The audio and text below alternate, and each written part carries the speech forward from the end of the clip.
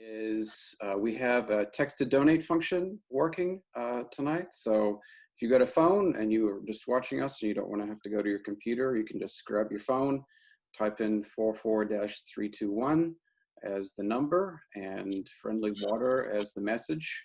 And that'll take you directly to a window that enables you to donate. So it's very handy.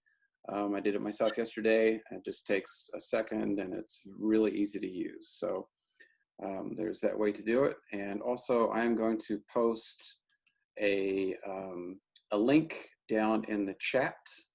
And that link will be to a website where you can go and see actually how the evening is coming along. I can switch that right now actually and show you what that looks like.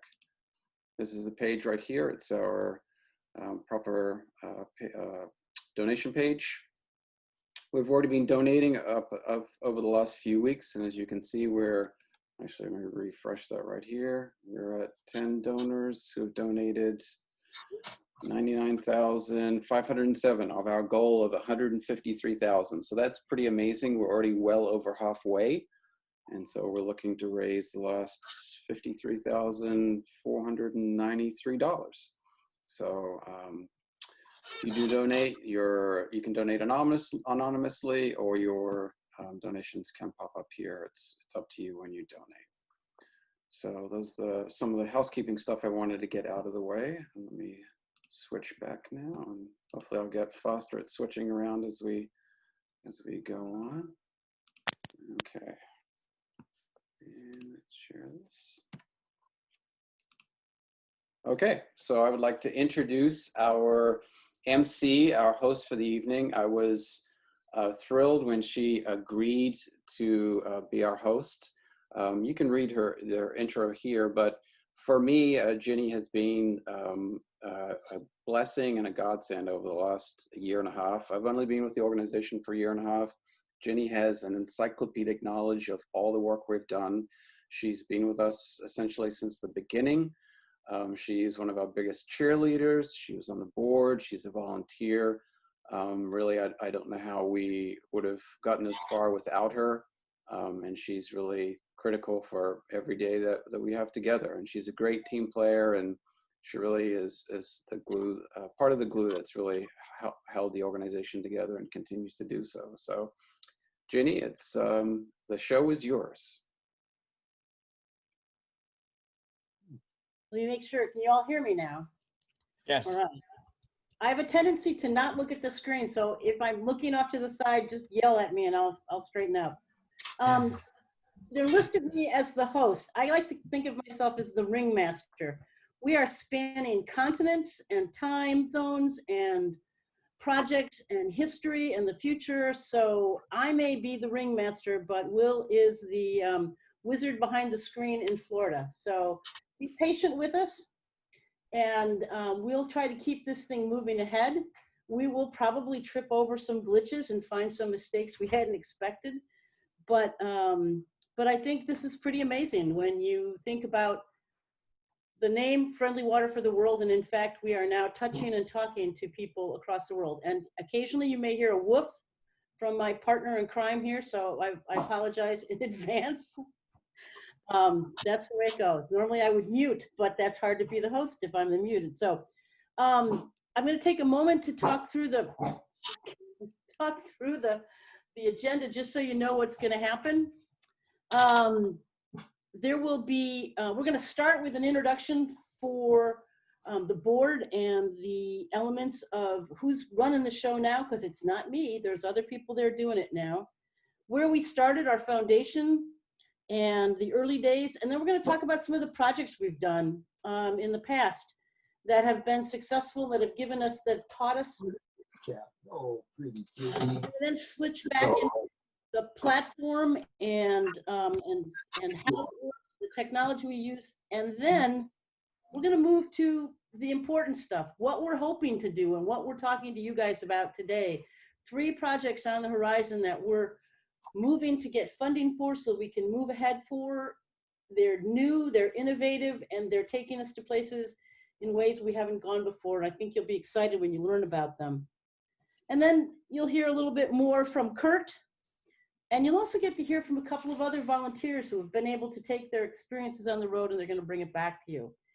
Throughout this process, you're going to see the screen come up and it says text to donate, but at the same time, we're going to give you a little perk because another partner in crime that I have here is Carol Kotzman, who is going to be running our raffle. We have some Friendly Water gifts to pass out to people who are joining us on the call and she'll be our raffle coordinator. So those will be breaks in the piece to keep you on your tenterhooks on the edge of your seat. Before we get too far along though, I'm no longer a member of the board, so I'd like to take a moment to introduce our board members, or actually I'd like them to introduce themselves. And we'll start with David. And when the board members come on, they're going to give a little bit about themselves, and they may have organized a table, so they might want to do a shout out to their table and people that are joining them in spirit on this call. And David, why don't you start? David Albert, lead partner in crime, and I've got my balloons. and I'd like to have a show of hands of how many people are at my table. I'm at your virtual table. Virtual table, okay. My table is going to be full of virtually good food. Me too. Thank you very much, David, for the invite. Right, but I haven't figured out how to pass it on to you. So I am the Friendly Board Chair, and I have a passion for this work. I wouldn't be doing it. And I have a second passion for things in India, where I've been working for 44 years, where the water situation, by the way, is terrible. And I have been trying to keep our merry band merry and growing. And I thank you for the privilege of allowing me to do so. Next, Denny. Hi, I'm Denny Kautzman, and I've been on the board for several years. I serve as the treasurer on the board, and we became involved with Friendly Water for the World shortly after having moved to Olympia, and we moved here in 2006. So it's been a wonderful ride and a very interesting experience, to say the least. We traveled to Uganda the last year, toward the end of the year, and that was an incredible experience, to say the least, and having to interact with our partners and with people that we serve. So it's been a wonderful thing. And my partner in crime here, Carol, she's the one who's going to be handing out some prizes during the time that we're together. So thank you, and I look forward to continuing in service to those that we serve. Kathleen, why don't you introduce yourself? Hello, friends. I'm Kathleen O'Shaughnessy, and I've been associated with the board for about 5 years now with the board, but I've been involved with Friendly Water In the beginning. inception. Yes, I think during the times we were thankful to raise $5,000 for the year, or maybe it was 7. Anyway, we've come a long way since then.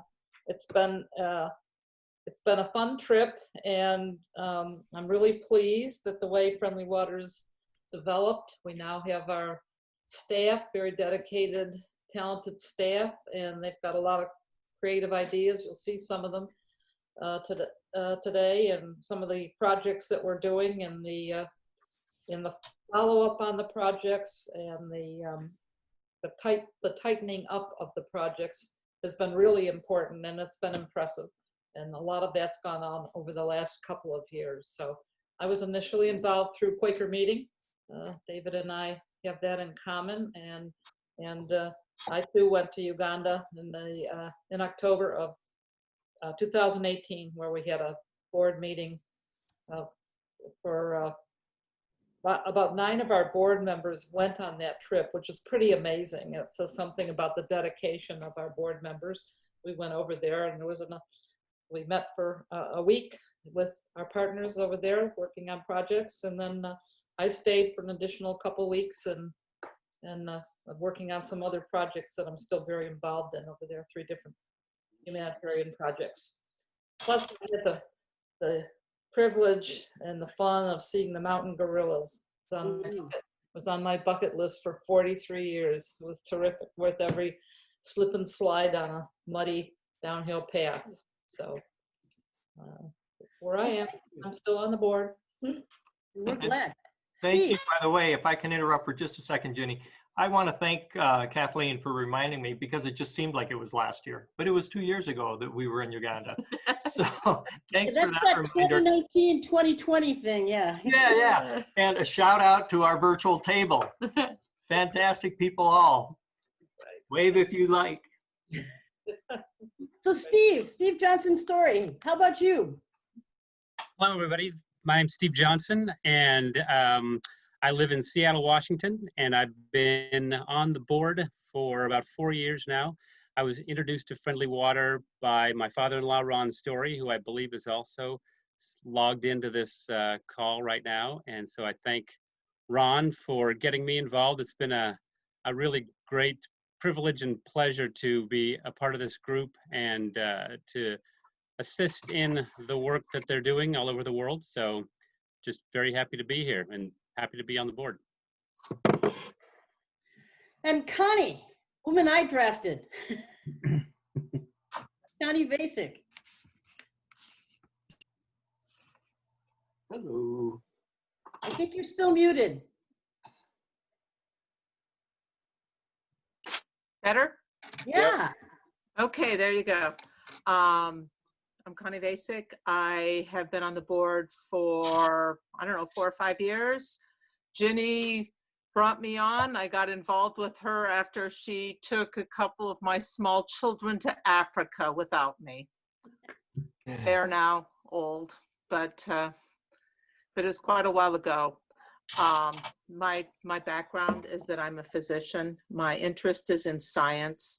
And so my part of the board is I'm involved in the projects committee and looking at the technology as well as how to best deploy it and look at the results. So we have results to look at to show that we're doing something. So that is all I have to say. And well, thank you very much. Danny Stasser, can you introduce yourself and let the world know a little bit more about you? Hi, I'm Danny Stusser. I live in Olympia. I think I'm the new guy on the board, having been participating only for about a year and a half. And I found Friendly Water to be fascinating. I used to publish a print publication in Olympia, and I was asked if we would do a little promotion for an event, which we did. And it was through that I got involved. I am very impressed with the rapid professionalization of the processes here, and I figure we'll be hearing about those. But for those of you who are new to the organization, I expect you'll be impressed too. Thank you. David Henry. Hey everyone, Dave Henry here. Been on the board for about 3 years, currently serving as treasurer and live in Lacey, Washington. And I'm happy to be associated with the organization. I think my funniest memory so far is, you can meet a friendly anywhere in the world. And I remember one night being very groggy flying in on the way to Nigeria and the Addis Ababa airport. And I look up and there's David and Wayne sitting there. And I'm thinking, this is not Chicago O'Hare International. So, but no, like I said, I'm happy to be a member of the board, and I'm just excited that so many people have shown up tonight and are committed to serving the communities that the organization serves. Thank you. Thank you very much. So part of this introduction is we all get to tell how we came to Friendly Water, and I was going to tell my story, and Will run some slides while I'm talking. They're pictures of my time in Tanzania working with doing Friendly Water stuff. But as Connie mentioned, I got drafted to Friendly Water at the very beginning with the, hang on, I'm going to let the slides catch up with me here. There we go. Thank you. And I'm not speaking to the slides, so just enjoy. These are pictures from things we've experienced in my time. But I got drafted by David right after I came back from a 3-month stint in Tanzania. because as Connie mentioned earlier, I had been working with some local folks here in Olympia doing, first it started as a school to school, high school to high school exchange between high school students in Olympia with high school students in a small rural community in Tanzania through a mutual friend. And I got to go to Tanzania, and as Connie said, I got to take her 2 kids, one of whom was 15 when we went. So I'm not sure how many of you would let your 15-year-old go to Africa with a stranger, but I was honored and I had a wonderful time. And when we came back, the woman who was the force behind that started a program called the Tanzanian Teaching Foundation. And through that, I started traveling back to Tanzania to work with them and work on a program that was teaching high school kids before they went to high school English so that they could be more successful when they went there. Well, I had just come back from Tanzania in 2009 for 3 months. I had taken 3 months off to go do the English class when David knocked on my door and said, "We're starting a nonprofit doing water. Are you interested?" Well, I'm a hydrogeologist. Of course I'm interested. And I told him, "No problem, David. I've done tons of wells. I know wells and pumps and drilling. I'll be happy to do it." David's comment was, "We're not doing wells, we're doing filters." And I was like, "Oh, okay." But I did join the board in the very beginning. And I think our year budget that year was, you can keep rolling through the slides.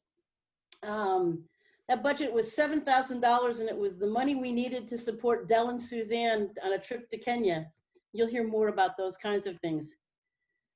And after, we would have meetings together, as Kathleen mentioned, where we were doing fundraising to get enough money to get a project going and to get the volunteers overseas and get them home safely. There was one time where we literally had to do a fundraiser to get Dell and Suzanne home safely because things went sideways in terms of travel logistics.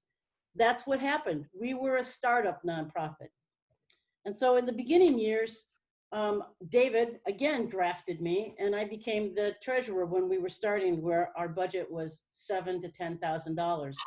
Well, in a few years, it was 50,000. And before that, it was 100,000. And by 2017, when I was retiring from the Department of Health, we had over $400,000 in income and projects in over 12 countries. And we were growing faster than we knew what to do with ourselves. And literally, we were in the need of building a structure, moving from the phase of startup into real life as an adult, grown-up nonprofit. And that's where we brought Kurt, and a whole bunch of important changes came to the organization. But 2017 took me back to Africa for 3 months to do the teaching program again, not expecting to do friendly water. Well, in the middle of my time in southern Tanzania, I got a phone call from David saying, "I have a project I want you to work on. We're doing a project with the Maasai in north central Tanzania, and I'd like you to travel there and join the training." And I went, okay. Well, traveling in Tanzania can be a challenge, and when we finally made the plans, 2.5 days of travel got me to Simanjiro. And I began working with one of our 2 nonprofit, Tanzanian registered nonprofits, the Community Life Amelioration, or CLAO, who were teaching 6 communities in the Maasai region of Tanzania about building water filters. And so you'll see some pictures with me digging and filtering sands. I finished that 2-week stint there and went back to teaching in southern Tanzania. But before I left Tanzania to come home, because I had 9 months on my visa, I went up to Lake Victoria to meet and work more closely with the 2 nonprofits that Friendly Water was partnering with. One of them, Community Life Amelioration, that's the CLAO, and the other was HRCO. Oh, I'm going to get that one wrong, but it was about children, working with at-risk children and youth and women with HIV and AIDS. So these are 2 completely different nonprofits that were working out of the Lake Victoria area, but their reach was all across Tanzania. And so I got exposed to a variety of projects. And I'd already been in Tanzania. This was my 3rd trip at that point. Tanzania had opened its arms to me, and it took my heart with it. And so as I got to see more of Tanzania and got to understand the diversity and the challenges that people were working, I saw Friendly Water fit in places I never expected. Working with people with albinism, which is a huge challenge. Think 3 degrees south of the equator and you don't have any melanin in your skin to protect yourself from the sun. Add to that taboos and rituals within superstitious parts of the culture that believe taking and attacking albinos is a good thing and you get magic from it. The impacts of climate change. And so while I was in Tanzania, I saw the places that Friendly Water touched, whether they were widows, children who were growing up with their grandparents, people with HIV and AIDS who were building and selling filters to empower themselves to buy medicines, to take care of children, and to build in their own communities. And working with 2 local partners who were there for more than water. And what I got to see is that in that context, Friendly Water for the World was not only making clean water and bringing health and sanitation to people who needed it, we were giving them opportunities. Girls were going to school, children were getting older than 5 years and making it on the world.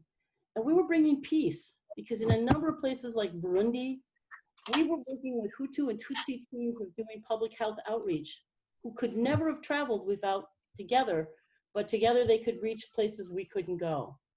So what I saw was through clean water, building and empowering communities of disenfranchised, poor, sick, ill, we were changing their communities and changing the world. We were a small part, but we were the glue that was offering opportunity to people around us. Next slide. And so I learned over my time as a treasurer and with Friendly Water for the World that our expectations and goals can be lofty and many times beyond what we could do, whether it was beyond our budget or logistically. But the path ahead is always still just one step at a time. And the next step is not that much harder than the last one. And so for me, I've been blessed with my participation in Friendly Water. And I offer the opportunity to all of you to join us. There's room at the table for both your energy, your ideas. We'll take your money. And that's the next slide.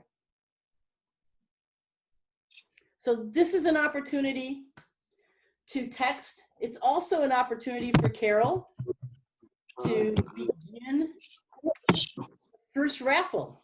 First raffle. Can we go full screen? All right. We're there. We have some very adorable little animals that you don't have to feed or take care of, fortunately. But there's elephants, there's lions, and there's giraffes, and they were all products from some of the communities that we work with in Africa. And so we're offering them, and I have everybody's name on here. So I'm going to draw, or I'm going to have the board member draw a number, and then we'll pair it with a name. And the first one is a little elephant. It's very cute. While they're drawing, these were made by women who were making filters 4 days a week, and on the 5th day of the week, they were making crafts. Number 32, and then number 32 is Dawn Strimmel. I'm not sure Dawn is with us, but she will be getting a little present in the mail. And we'll have a few more on the way before long.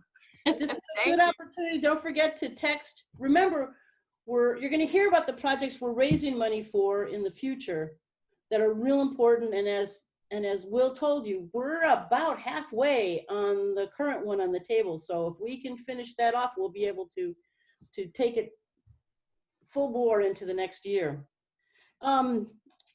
We're going to give you a little bit of a history about, because even before Friendly Water became Friendly Water in the United States, it had a foundation in Africa. And our current partner in Africa, employee, partner, and all-around fellow who knows everything about what we do, Eric Lijodi, is going to tell you a bit about how he came to Friendly Water. Sure, please. That you. I think we have a video on this one. Is that true, Will? It is true. Let's see. Hey. It is 12 hours ahead in Africa right now. Yes. All right, and I have to make sure, actually, forgive me. So one of those, I have to change the sound so you can actually hear Eric speak. Hopefully, if you cannot hear him, please let me know.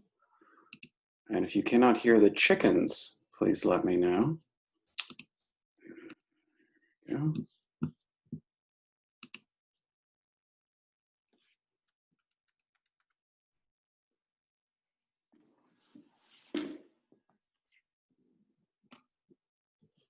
No sound yet. No sounds? No. No sound yet.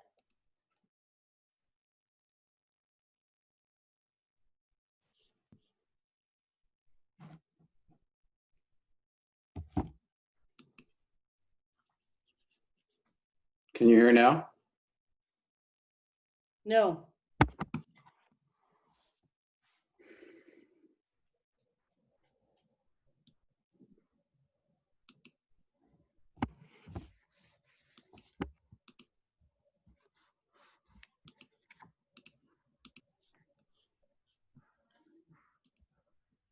Okay.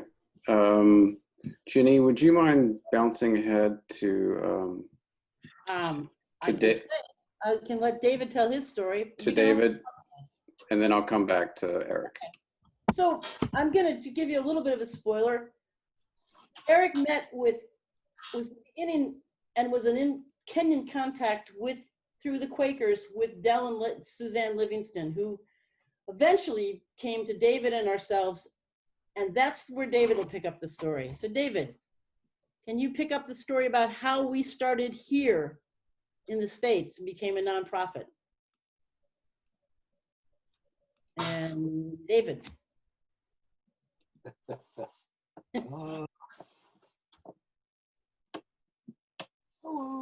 Yeah, can you hear me? We can hear you now.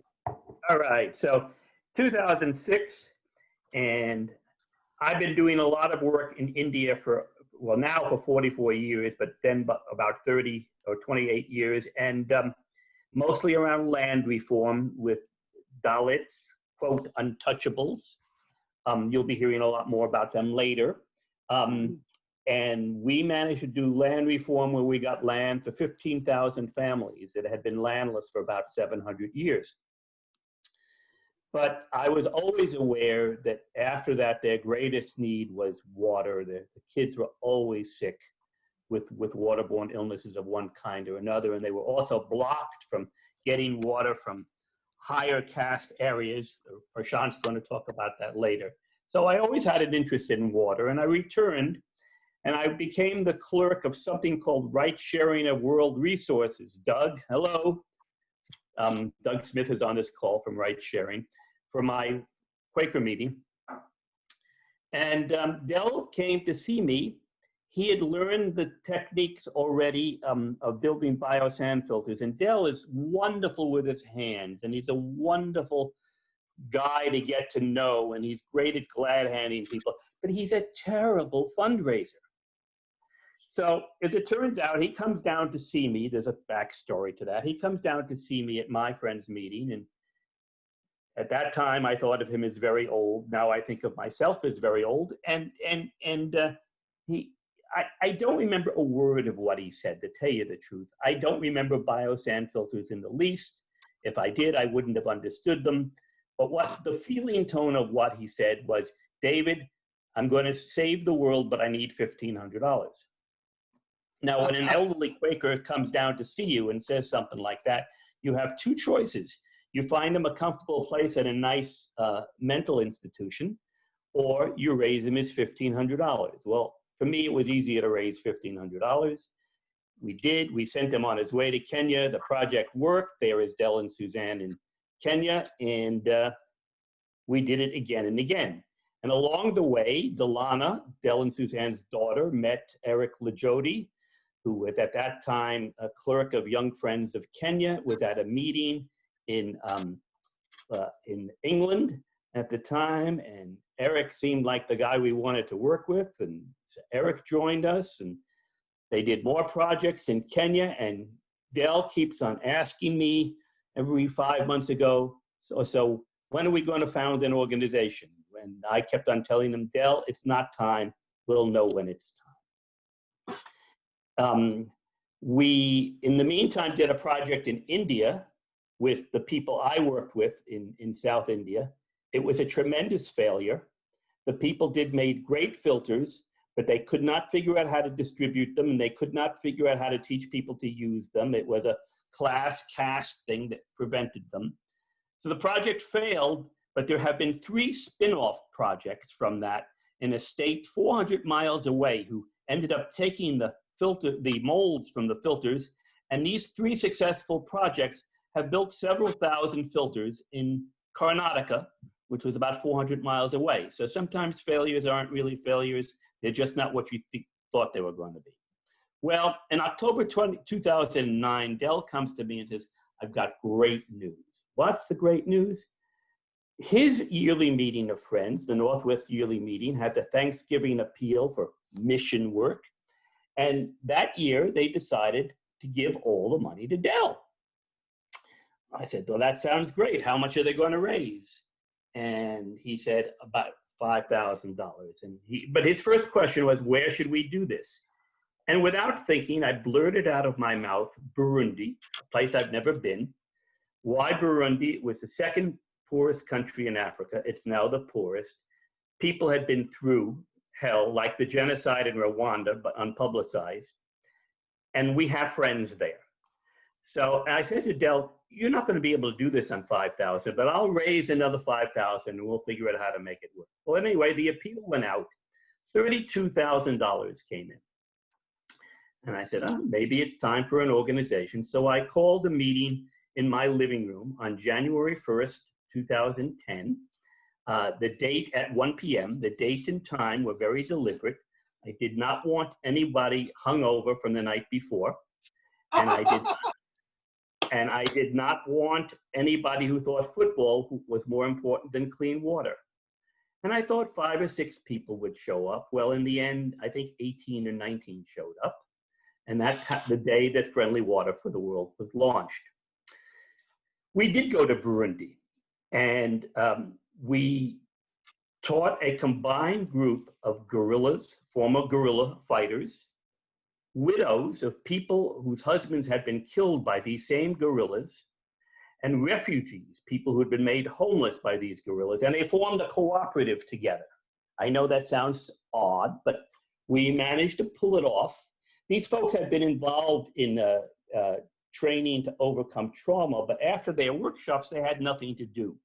And so we were providing them something to do. And with the help of Ginny, thank you for this, we raised half the money to build and install 240 filters, of which I have the story of each individual filter and each individual family that received them.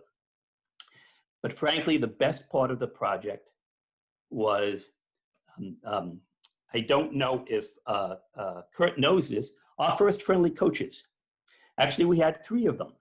One was a former guerrilla, one was one of the widows, and one was a person from the refugee camps. And we equipped all 3 of them with bicycles. Next slide. Next slide, please. Will, can we move on? No, not there. That's too far. Yeah, and unfortunately, I have no picture with all 3 of them in it. We equipped all 3 of them with bicycles, and they went home to home, checking on filters, teaching people good hygiene practices and hand washing, and checking for trash around the neighborhood. And the main importance of what they did was the community seeing these 3 people working together in peace. That was probably the biggest contribution of it all. Next slide. We started some work in Kenya with Maasai folks.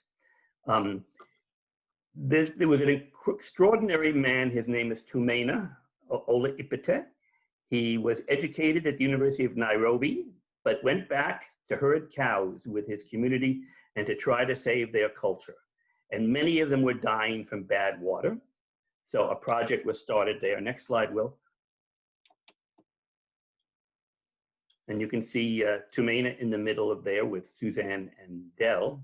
Next slide. A tragic story here.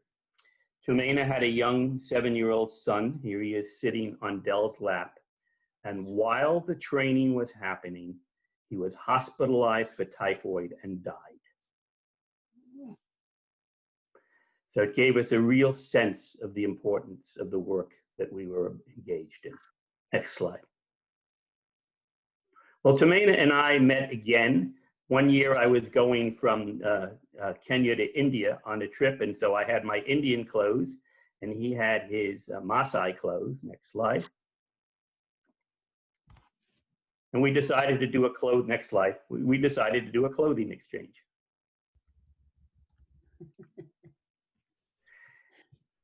On that same trip, I went to India to work with a group called Gravis, a Gandhian group in Rajasthan, doing amazing work in the Rajasthan desert. The man on the left, his name is Jordaram. We're twins. He was born on exactly the same day I was born in 1950. I think he's my older brother. He's from a group called the Bishnoi. A long story that I can't tell, but basically the first ecological religion in the world. And he lives in a paradise in the middle of the Thar Desert. Next slide. We learned something about their traditional technologies. I mean, they only get 8 to 12 inches of rain a year, all in a 3-week period. And they have to store enough water in order to last them that period. And so they have these various technologies. One is called the tanka. Next slide. One is called a berry. I actually climbed into one of these. It's an underground bowl, as it were, that stores water. The Gravis group began producing filters, and the head of the group is a public health doc. And he decided to do an 18-month study with the help of People for Progress in India, next, to measure the health 18-month impacts of the work. This is Dr. Prakash Tyagi. He took 10 villages in the Thar Desert, and he did an 18-month retrospective study on 200 filters with 200 families. Because he ran all the health clinics in the area, he had complete access to health records and water testing over that entire 18-month period. He found that coliform in water was reduced between 91.5% to 94.5%. Waterborne illnesses declined by 67%. And this was even though 42% of the people who had filters were still often drinking water from other sources. And this became a published paper in India on the success of biosand filters in the Thar Desert. I love doing fundraising. I come up with all kinds of weird ideas. Next slide, please. I did a fundraiser in the with the Muslim and Jewish community in Olympia. And people like food. So I said, well, why don't we do a joint fundraiser? And favorite Muslim food is biryani. Actually, this fundraiser began as a conversation I was having with a Muslim friend about who has the best biryani. In the mall, I think it's Dindigul, but some people, he argued for Gujarat. And then balinces from the Jewish community. So we had a contest, a biryani and balins cooking contest, and we all ate and raised a bunch of money for a project in Kenya. Next slide. Somewhere along the way, Clay Jenkinson became very interested in our work, and he came to portray several times Clay Jenkinson as Thomas Jefferson as a fundraiser for us. And then finally, something I hope we will revive sometime, Nap for Life. So we're all getting kind of old. We don't run, we don't walk. We could, but we had. And so anyway, I'm driving in a car to do a presentation with Dennis Mills, a former board member, and Dennis tells me that he's having his 70th birthday. And I said, well, what do you want for your birthday? And he said he told his wife all he really wanted was a nap. And I said, that's it. That's it. We will pay you to take a nap. $30 an hour. And we will set up a video in your bedroom so people can watch you sleep. and other people can do that too in their own communities. Now, it was very early in our development, and we raised a couple of $1,000, but if we did it today, I think we'd raise a lot more. We had so much fun with this. Next slide. So there he is, getting ready to go to bed in front of the Taj Mahal. I have him in front of the Great Wall of China too. And then finally, happy Christmas, everyone. Best wishes for the season. Nap for life. Take naps as often as you like. Thank you very much. So it's one more time to remind people, but David may not know, we actually had about 4 subscribers who regularly, every month, made a contribution to Nap for Life. And we probably pulled about $4,000 over the course of the program from different people. So there you go. And David went ahead and didn't you trademark or Yes, I did. I copyright. I do have the copyright on it. So we can always institute it again, and there's a lot more people associated with Friendly Water that have gray hair now. So maybe there's more of a cadre of us who are prepared to nap. So it's that time again. Jenny, you can. Jenny, Jenny, I should have Eric's audio sorted. So if Never we could, mind, we're going to back up and go to Eric. we can do Eric, and then we'll go to that. Then we'll go to the other. See what I said about technology and being forgiven? Getting there. Okay. And you can take a nap if you like. I don't think Eric would appreciate that. My name is Eric Lungauli Jodi, the programs manager for Friendly Water for the World. I'm from Western region of Kakamega, of Kenya. Specifically, I'm based in Kakamega. Friendly Water for the World is an organization that has come in existence after going through a series of various stages.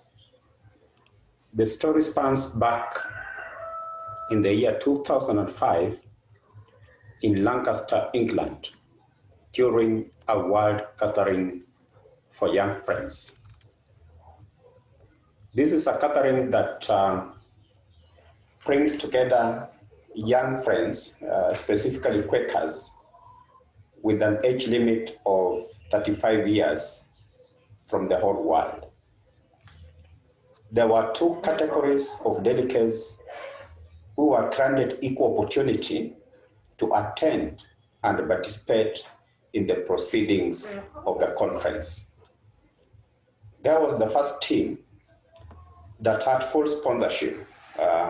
It means that the air ticket, the accommodation was to be paid for. And another team that comprised of a people who are supposed to meet their own travel expenses. It happened that I found myself in the group that was to meet their own travel costs for reasons that are beyond my understanding. Africa had more than 60 delegates, and we underwent a vigorous interview process at the British Embassy in order for us to obtain our travel visas. Lucky enough, I was amongst the 15 delegates from Africa who were issued with visas to travel, but there was a problem. I had the visa, but could not afford to meet my travel and accommodation costs while in England. The planners for the conference, without my knowledge, decided to meet all my travel costs to enable Africa, specifically Kenya, to have a representative at this conference. It is at the conference that I got to know the Lorna Halliday, who was also a delegate from Olympia, from the United States of America. After the conference, Delona got in touch with me, informing me that her father had started a water project and will be traveling to Kenya for the first time.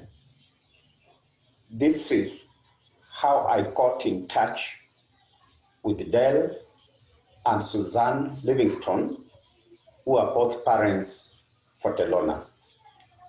And for the purposes of this presentation, I would like to appeal to all of us to keep on praying for the family of Dell and Suzanne and Delona. Suzanne has been sick for quite a long period of time, and it's important we keep on praying for this family. Initially, the project that Dell and Suzanne were doing was simply referred as to Biosand Water Filters Project. It majorly dealt with training the community on how to build and maintain Biosand water filters alongside basic sanitation and hygiene. The first training was done at Friends Zoological College, Kaimosi, and comprised pastors who were undertaking zoological studies at the college. The vision that Dell and Suzanne had was that apart from equipping the pastors with knowledge in zoology, they required to be equipped with basic life skills. After Kaimosi, they headed towards Kakamega, specifically Kambiri market. And this is a market that is on the outskirts of Kakamega town, which also happens to be my home area. In Kambiri, we did a training that brought together about 39 participants. I remember the training was undertaken under a tree, since by that time, we could not afford even to hire a hall. Through Friends United Meeting, FUM, we delivered over 50 filters in northern Kenya, specifically Lodwar, and the demand for clean water in Lodwar was so high, and this led us to doing a fully fledged training for the Biosand water filters in Lodwar town under the Friends Church. Dell and Susan's work kept flourishing, and demand for clean water across the largest section of Kenya and East Africa region kept growing. Dell relocated from Kakamega to Kisumu, and this also saw him establish a project with the Kisumu Friends Church. The work done by Dell and Suzanne is immeasurable, and their efforts were felt in the entire East Africa region. We got to see this project for the Biosand water filters spill over in Uganda, Tanzania, Burundi, Congo, and even Rwanda. With the increase in the volume of work, then came in Buzz Friendly Water for the World in 2010 through a collaboration of Dell, Suzanne, and his key friends in the United States of America. With the incoming of Friendly Water for the World, we saw our work expanding, bringing in more technologies that we are doing currently. So I've seen Friendly Water for the World evolve from something very small to the way it is currently. And I'm seeing it heading towards becoming a very big organization that will reach to the basic needs of various communities that are found in various regions in the world. Thank you.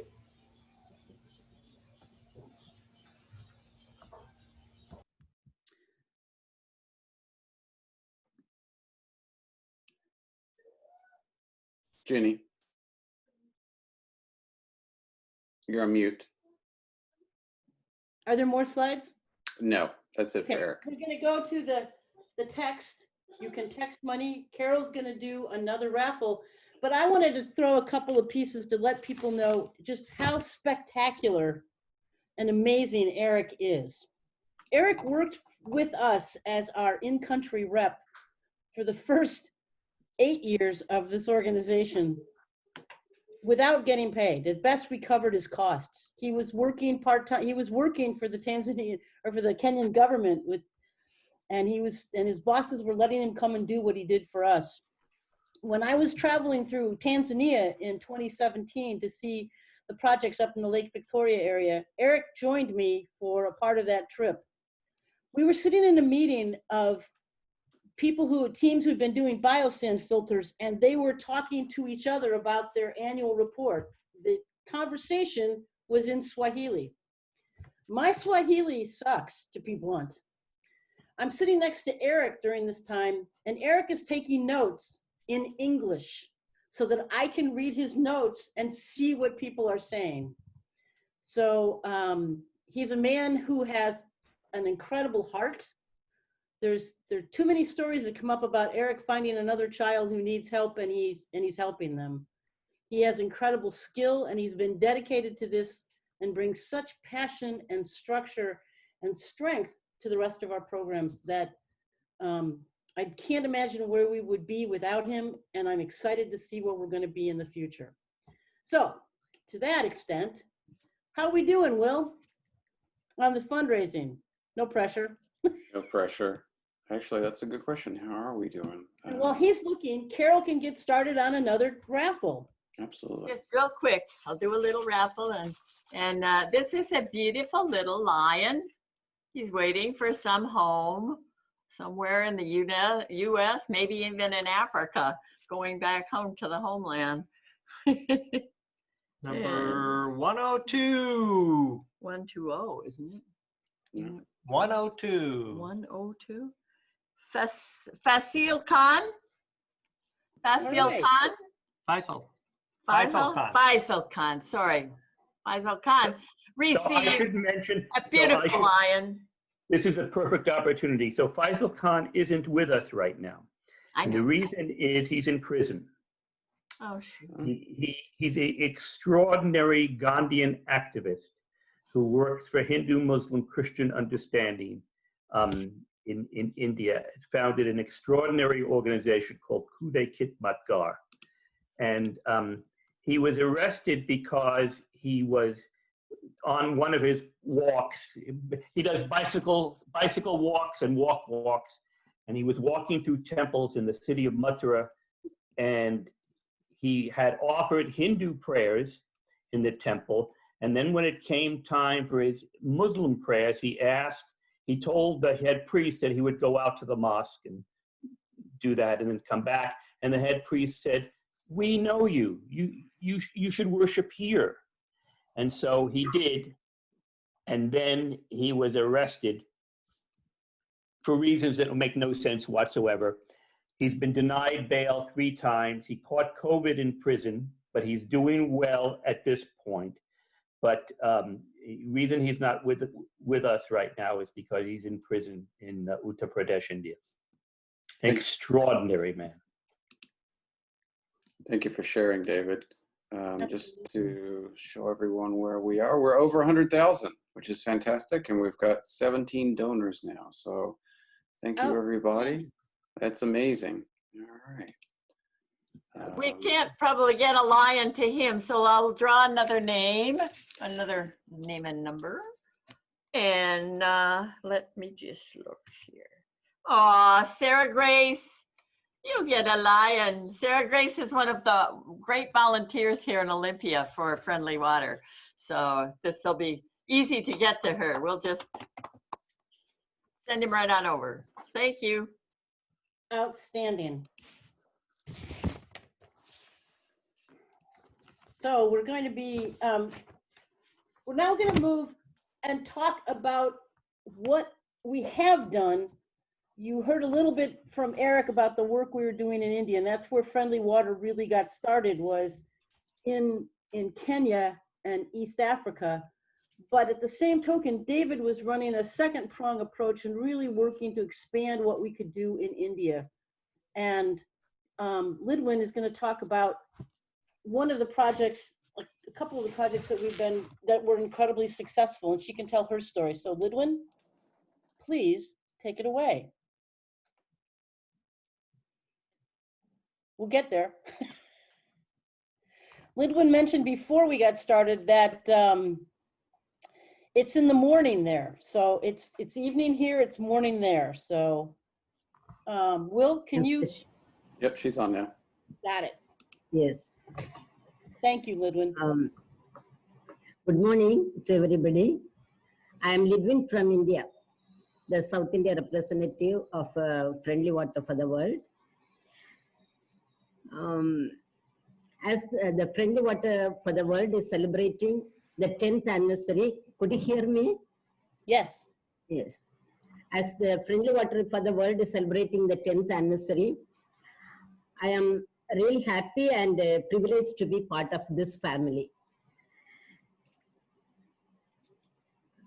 On this great occasion, I like to extend my appreciation and gratitude to all the board members, especially our chairperson, David Albert, executive director, Kurt Andino, and our project manager, Wayne Madrid, and all the board members for their hard work they have put into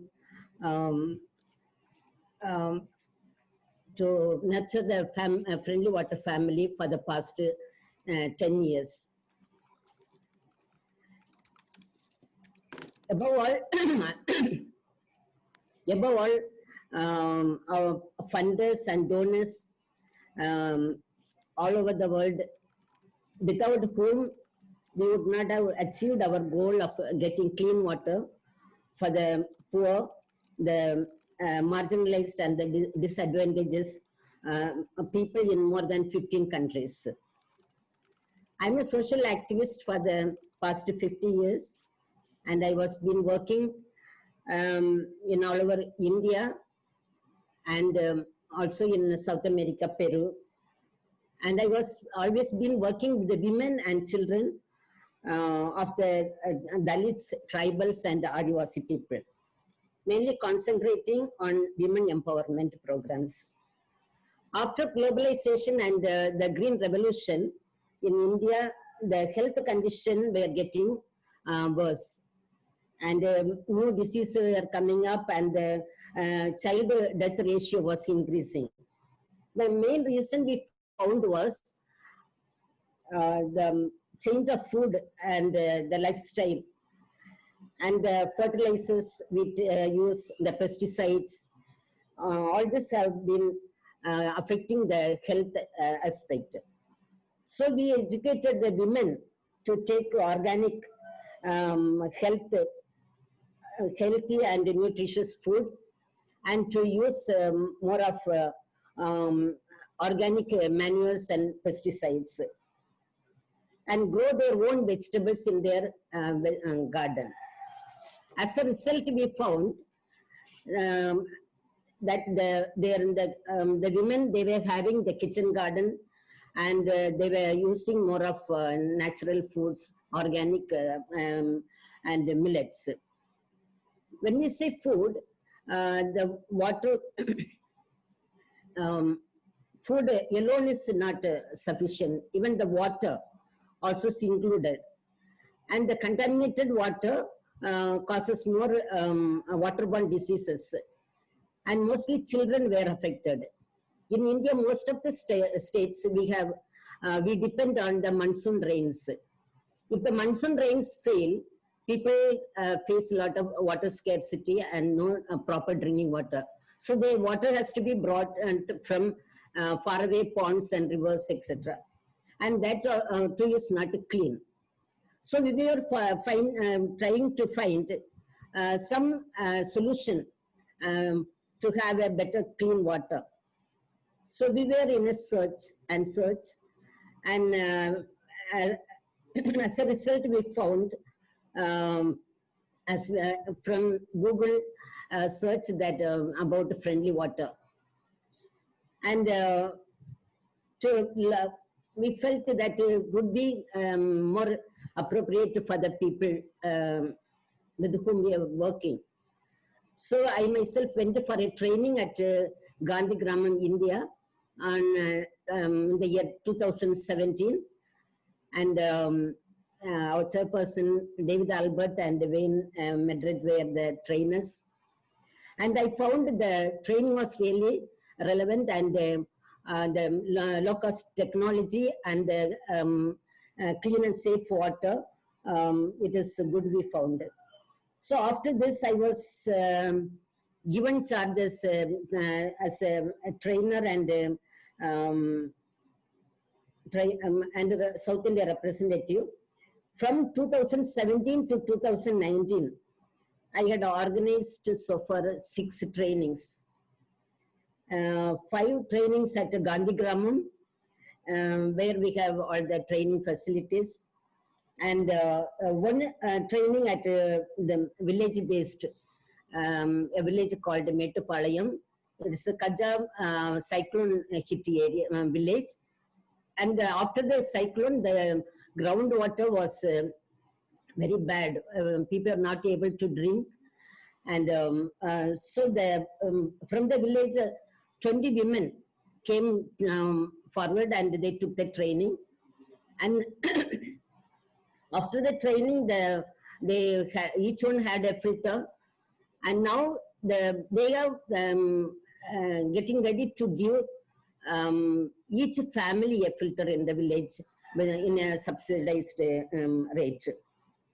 Out of these 6 trainings, we have about 138 members were trained, and 85 of them were women. We concentrate on women more because the women are the food ministers, home ministers, finance minister, and health ministers of the family. So when the health of the family members are affected, the economic condition and the education of the children and the health conditions also are affected. So the women should be educated to protect the health of the family. The whole community also is educated before giving the training. Now we have about 42 partners groups are active groups. Some of the groups are doing very well because most of them are working with the Dalit Adivasi communities who do not even have any access to have clean drinking water. They cover more than about 500 villages. Always the work will be little slow in the beginning, as we see.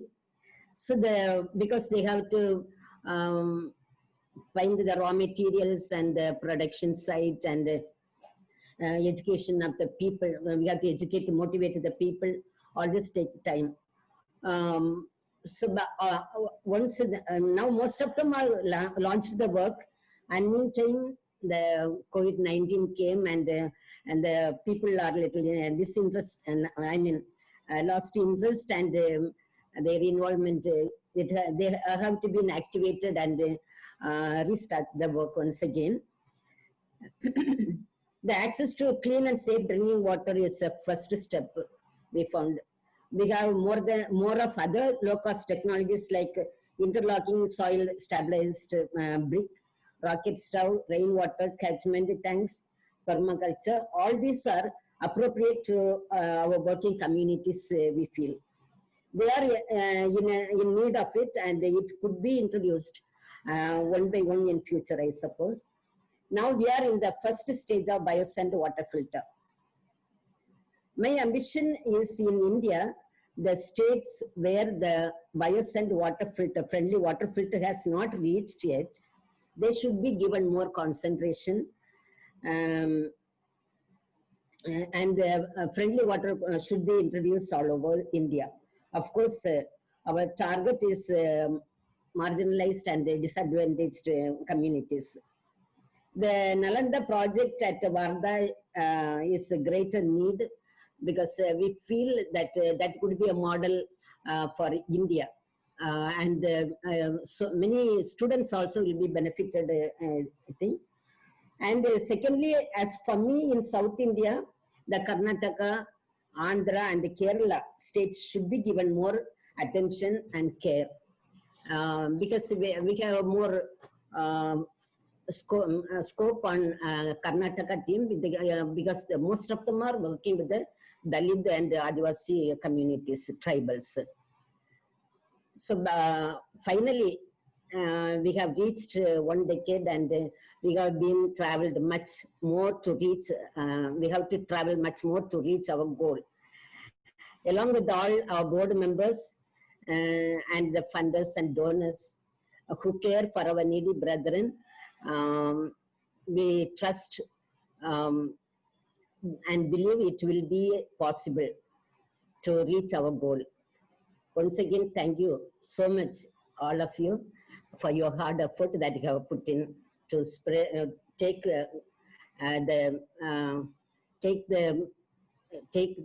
our project to the needy brethren who are really water is important thing for people to survive. So thank you so much. Thank you, Lidwin. I just want to reinforce a couple of things I heard that always makes my heart stop. 500 villages, filters in 500 villages. That's phenomenal. And reaching out to the most disadvantaged and disassociated communities there, that is by definition, empowerment. Thank you so much. A secret you may not know about Lidwin, because you don't see her slides, but her people paint the most beautiful filters. They are works of art on top of being acts of health and power. So thank you. We're going to talk about another project in India, and I'd like to introduce you to Benjamin, and he's going to tell you about the projects that we're going on in Lucknow. So please, Benjamin, take it away. Thank you. I have sent some pictures to, can you hear me? Yes, we can. Okay. I've sent some pictures to Will, and if you feel free to insert in them just for explaining. I am Benjamin Christie, and I work with Inamclaw-based non-profit called Global Helps Network. And Mr. Mick McDaniel, who is in charge of this, and he is on the Zoom panel today. And he introduced me to Friendly Water a couple of years ago. And then I have done a couple of training. I've gone through the training and I've done a couple of training with Friendly Water. And so I would like to thank you, Friendly Water, for introducing these biosand filter projects and other technologies to us. I have been working in North India among the marginalized communities since a couple of years. And the communities that I work, and if you know the India, if you know the caste system, you know, there are, it says that there was a God who created human being from various parts of his body. And there is a bunch of people who weren't created by him. So they did not come from his body. And so that's why they are known as untouchables, because he did not touch them. God did not touch them, or they didn't come from the part of body. And so that's why they are known as untouchables or Dalits. You just go on Google and type DALIT and you'll have plenty of information on that. And so these are about 25% of Indian population, nearly 300 million people. And I come from same community. And so I have a burden and commitment to work among my own people. And these people, the untouchables, they are spread everywhere, even in South India and everywhere. And so I am working among these communities. And as per my observation, there are two Indias. One India is of the upper class or the upper caste or the English educated, 20 to 25% of people. That's one India. And then there's another India of slumdog, which lives on, less than $1 a day. And so we are focusing on the communities that are living less than $1 a day communities. And so we are working among them. It's been almost 73 years of independence now in India, but since the discrimination, the untouchability is everywhere. It's still practice. Not only practice, but in some villages it is enforced also. It is enforced also. And so the communities that we worked are basically slaves. Now slavery can be a different. The definition can be a different than what you had in US or in South Africa. Maybe a different meaning on there and a different meaning here, but any kind of oppression, any kind of rejection, untouchability is a form of slavery. And so this is what we are facing right now in India. And so we are working among these communities. The communities that we work are basically slaves. And so today, there are more slaves than it was in the time of Benjamin Lay, or it was in the time of John Woolman, or it was in the time of Thomas Clarkson or William Wilberforce. And so these are the communities. Pasi community I worked with, basically pig rearing community, landless community, very poor. And then another community called Musahar. Musahar, the word Musahar is a Hindi word for rat eaters. They were forced to eat rats in order to survive. I mean, they don't have lands, they don't have any jobs, they don't have any houses, they live on the road, street side. And so this is a community. And then another community is Gihar. Gihar are basically hunters. And they, when British were ruling, they were considered as a criminal tribe. So any crime happens in that area, they will be arrested first. And so this is the man goes for hunting wild pigs, while the women go for begging. And then another community is Chaman. They are the one who removes the skin of a dead animals and then sell them. And the another one is a manual scavenger. Manual scavenger are literally by their hand, they clean the dry latrines. They go into the manholes and they go and clean the drainage system without any safety measures and all. So these are the major communities that I work with. And last year in October, with help of Friendly Water, we invited about 35 people from this community, and we trained them in the clean water facility, biosand water, and we have started 5 projects among them. So all these 5 communities are listed, and 5 projects we have started among them. One of the project I would like to share is among the Pasi community, which is about 40 kilometers from Lucknow. And this community, we have started and we have built several filters and we have given to them. Last Christmas, I was visiting this community, and I also visited a local prison over there, because we do a lot of humanitarian work. And so we visited prison, and there were 3,000 prisoners in the prison, and within the prison there are 3 prisons. One is for the men, one is for the juvenile, one is for the women. And so in the prison, women's prisoner, there are 70 plus women. And it may be a shocking for you, but when women commits crime and when they are sent into the prison, and if they have children below 8-year-old, and if nobody is there to take care at home, the children also goes to the prison with mother. And so when we went there, there were 70 plus women and there are 15 plus children. And so we distributed some warm blankets and certain things. And I was talking to superintendent, the man you see in the black coat with a mobile phone. He is a prison superintendent. And so I was talking to him and I explained to him about biosand filter.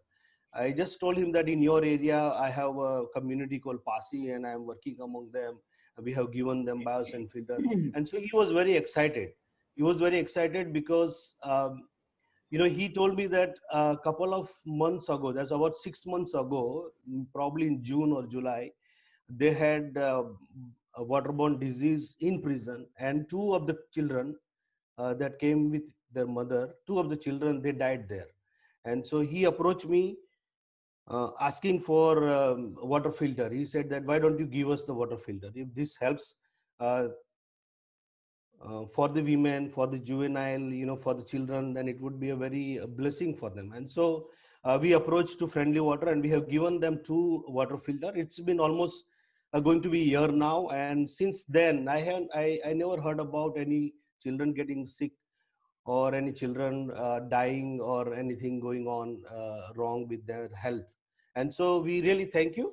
The Friendly Waters is doing a great and marvelous job, and we really appreciate.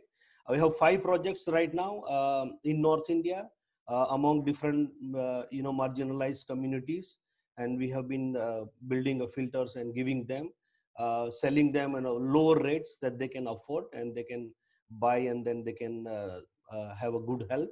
As well as we are also doing health and hygiene project among them.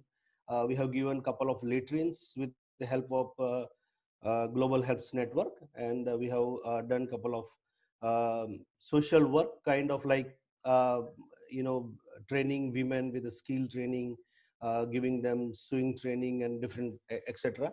So this the ministry that Friendly Water is doing, it's fabulous, and I really want to thank you. I congratulate on the 10th anniversary, and it's really a marvelous work, noble job that they are doing, and I want to thank you for their work and for the commitment in India. I also want to encourage all of you to donate generously, because every single dollar that you donate, it goes into the field and it is being used to transform the lives and communities across the world. Thank you very much. Thank you, Benjamin. Thank you.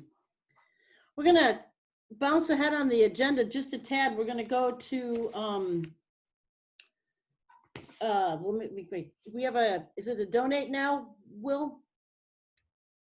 Actually, we are going to go to me. There you go. That's I'm right. next. I know. We are running a little behind, so I'm just going to kind of quickly go through my section, and then we're going to get you straight to Wayne, who, Wayne, if you can hear this, please check the chat, as I've been trying to chat you. And so we'll go straight into Wayne following me.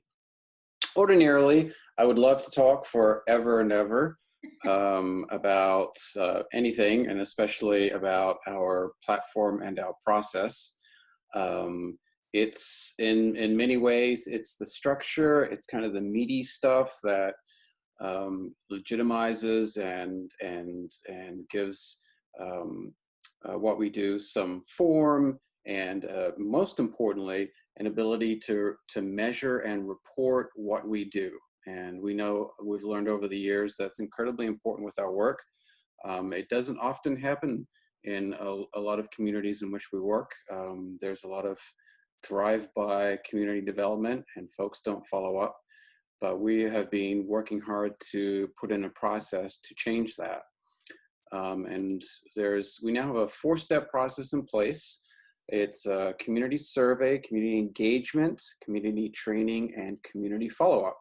And those 4 steps are what we follow for every new community and every existing community that we're going to work in. Starts with a survey that goes out to a community, and that helps us develop a map of that community, their resources, their strengths, their numbers, who's there, how long they've been there, what's around them, so that we have a really solid understanding of not just the community, but whether we are going to be a good fit for that community, and whether what they're looking for are things that we can provide. Our next step is a community engagement, and that's a multi-day process. We connect with the community, we plan this out. We've just completed one in the last, I guess, 2 months now with Masaha, Kenya, which you'll hear about more shortly. And that was really exciting. We had 100 people from 10 different villages attend the community engagement. And it was led by Eric Lajodi out of Kakamega, our center in Kakamega. And we learned a lot about the community. It's where we discovered that children were going back to schools, and the schools in the community had no soap, which is a glaring admission in the days of COVID-19, where washing your hands is so incredibly important. Not only do they have no soap, but they do not have water sources at the schools. So the kids have to leave the schools every morning and go collect water and bring it back to the schools. So we learned these things during the community engagement and so much more. And I think what is the most telling thing to me that I discovered through Eric and his conversations is the participants saying how unusual this was, that frequently organizations simply arrive, they build something, they create something, and they move on. And there's barely even a hello. But we are looking to create long-term partnerships, and it starts, the second step of that is the community engagement. Then goes into a training, and many of you are familiar with the organization, know about this. We're training in 7 technologies now, and Wayne's going to talk about those in just a minute. And that training, we are hoping more and more for that training to be led by local people. And then for the folks that we have trained to then go and implement the technologies themselves. They've been doing that down in Monze.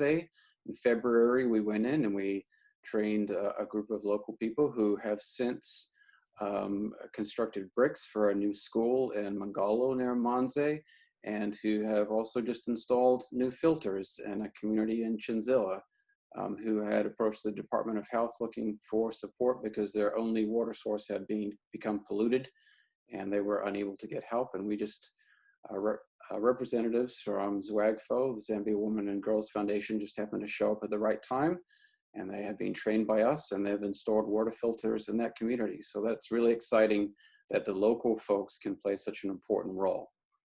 And then finally, and possibly most importantly, the follow-up. This is being led by a coach that we're going to have in each community. And that coach is responsible for communication, for interaction, for the measurement, and for reporting and making sure that the work we're doing is the right work, that it's successful work, that it can be replicated, and that it can grow. And all this is really in service of a platform. And I'm not going to talk a lot about the platform tonight, just for time constraints, and I will direct you to the website because there will be a lot more on this in the future. We've often talked about the technology that we've used as an organization, and very infrequently talked about the platform that technology enables. And if you think of this in terms of, we've been in many communities, and when we go into these communities, they're not usually missing just one essential resource. They're usually missing many essential resources. And if we can provide more of those through more technologies and more partnerships, that's both efficient, because then that community only has to deal with a single partner, and it's also sustainable. So more to come on the platform, and please check out our website. I'm going to hand it back over to Jenny to introduce Wayne. Jenny, you're on mute.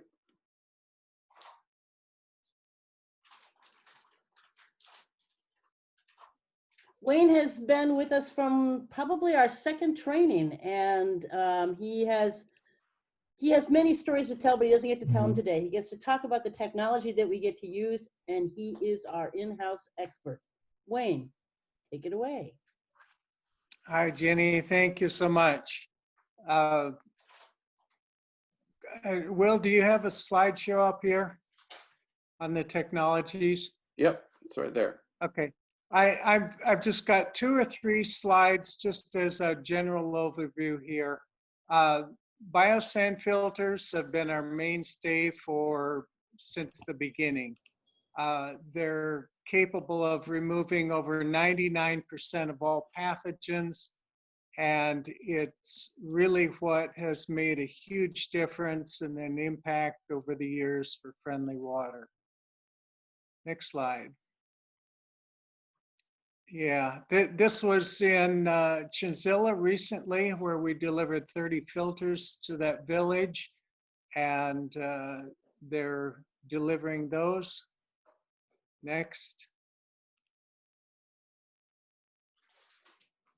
The interlocking soil stabilized bricks. This is a Makiga brick machine where the bricks are made of subsoil, where the organic matter scrape back. The subsoil is mixed with a small amount of cement, and the bricks interlock much like Legos.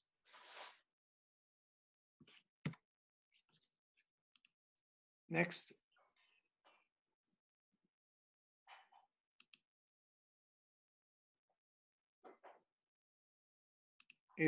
Well, next.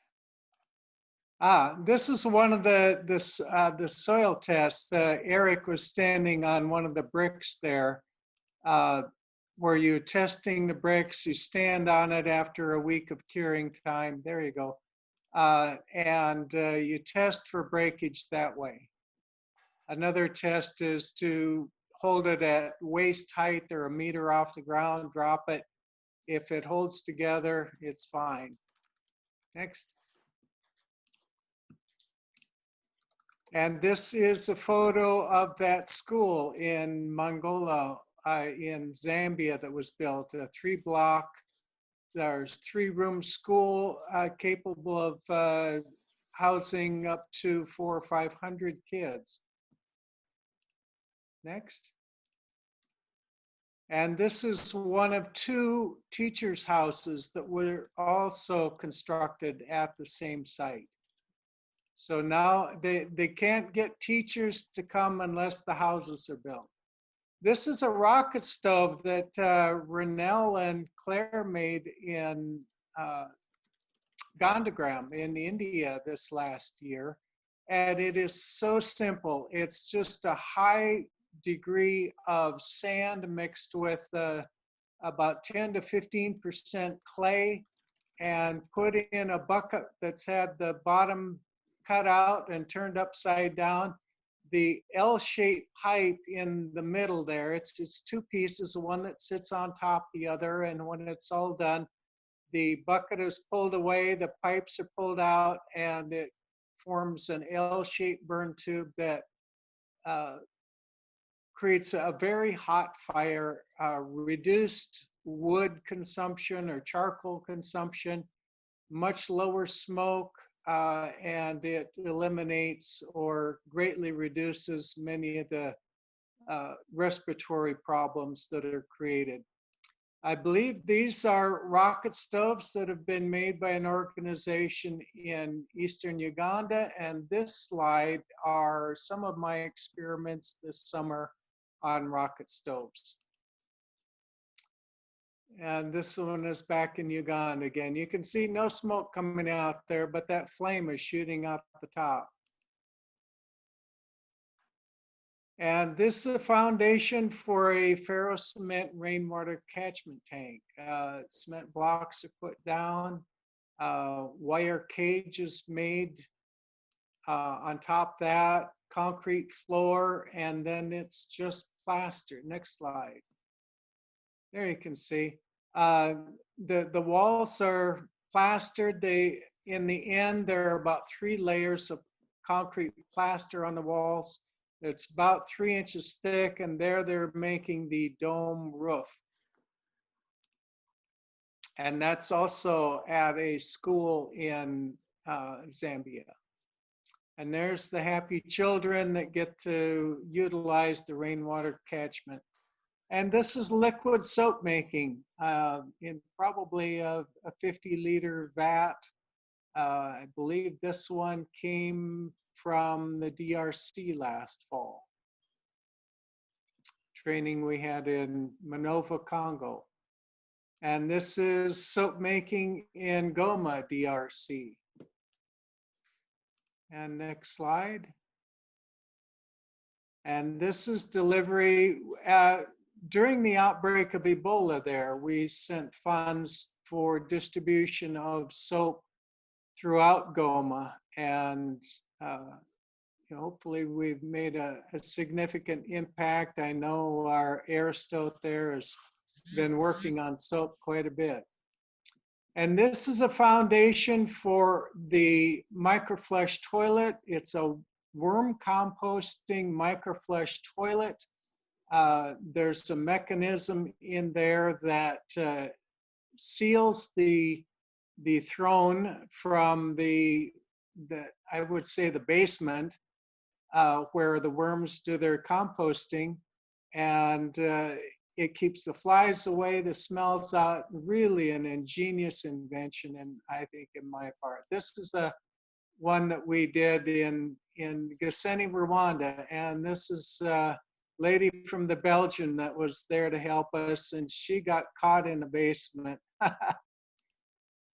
Next slide. And this is nearing the finish of the product. The floor has been put on top the compost area. The throne has been cast or brick-laid in on top, and it's nearly complete. The back area that's open here is where a lid goes for cleaning it about every 2 years. And that was our completed product in Gisenyi, Rwanda 2 years ago. There have been quite a few of these made in the Congo, Tanzania, Uganda now. And our last technology is permaculture, and it's a lot about water management. Next slide. We're trying to keep the rain from running off, and it's all about getting that water absorbed into the soil. You can see in the foreground, there's swales made here to keep that water from running off in a rainstorm. And here we are creating gardens right next to the house, small kitchen gardens that are used for a much more sustainable food security program. And there they are planting seeds in the swells in the garden, double digging, adding a lot of compost for water retention. And through this process, we're finding that gardens can produce up to 10 times more produce in the same area, more garden swells. And I think the next slide here is that same garden a short time later, where all the vegetables are already coming up. And that is a very quick overview of our technologies. I'll go now. I'd like to spend just a couple of minutes and show you, if I can switch my camera. Let's see. Yeah, okay. I'm going to take you on a little adventure into my dining room, where we have it's not a working biosand filter, but this is the concrete vessel with a tile lid.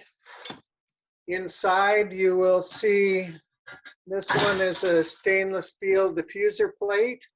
It makes the water rain down on the sand so the sand is not disturbed. And in front of it, you have a catch basin, often a bucket.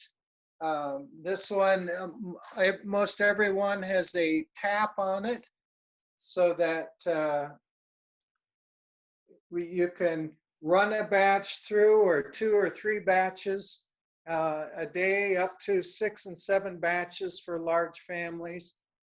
And over here on the mantle, we have a 1/3 size plexiglass demonstration model. It's only 1 foot tall instead of 3 feet. And this has just been put together. Let's see, I don't know if you can see that, but it gives the different layers, the 2 inches of standing water, the 21 inches of 0.7 sand, and there's 2 layers of varying size gravel in the bottom that keep the sand out of the pickup tube that's buried in the wall and embedded in the concrete wall. It comes out the nose here. And I have a little demonstration for you. If I can get the lid off of this, I have some potassium permanganate. It dyes the water purple. And if I can pour this in without spilling it, there it is, the purple. Can you see that, folks?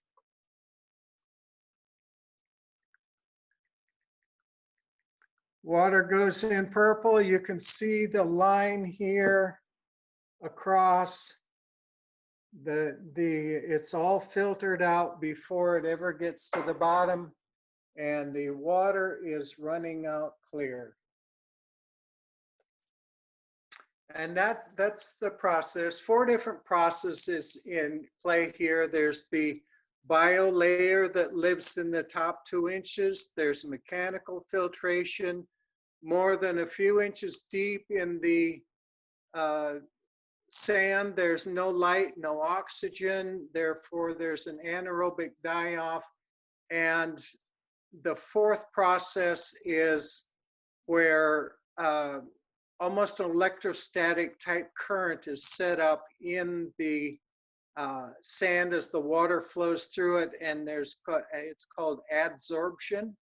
And small viruses, small molecules that would get through are adhered to those sand particles, and they just eventually calcify there. So that is a basic overview of the biosand filters.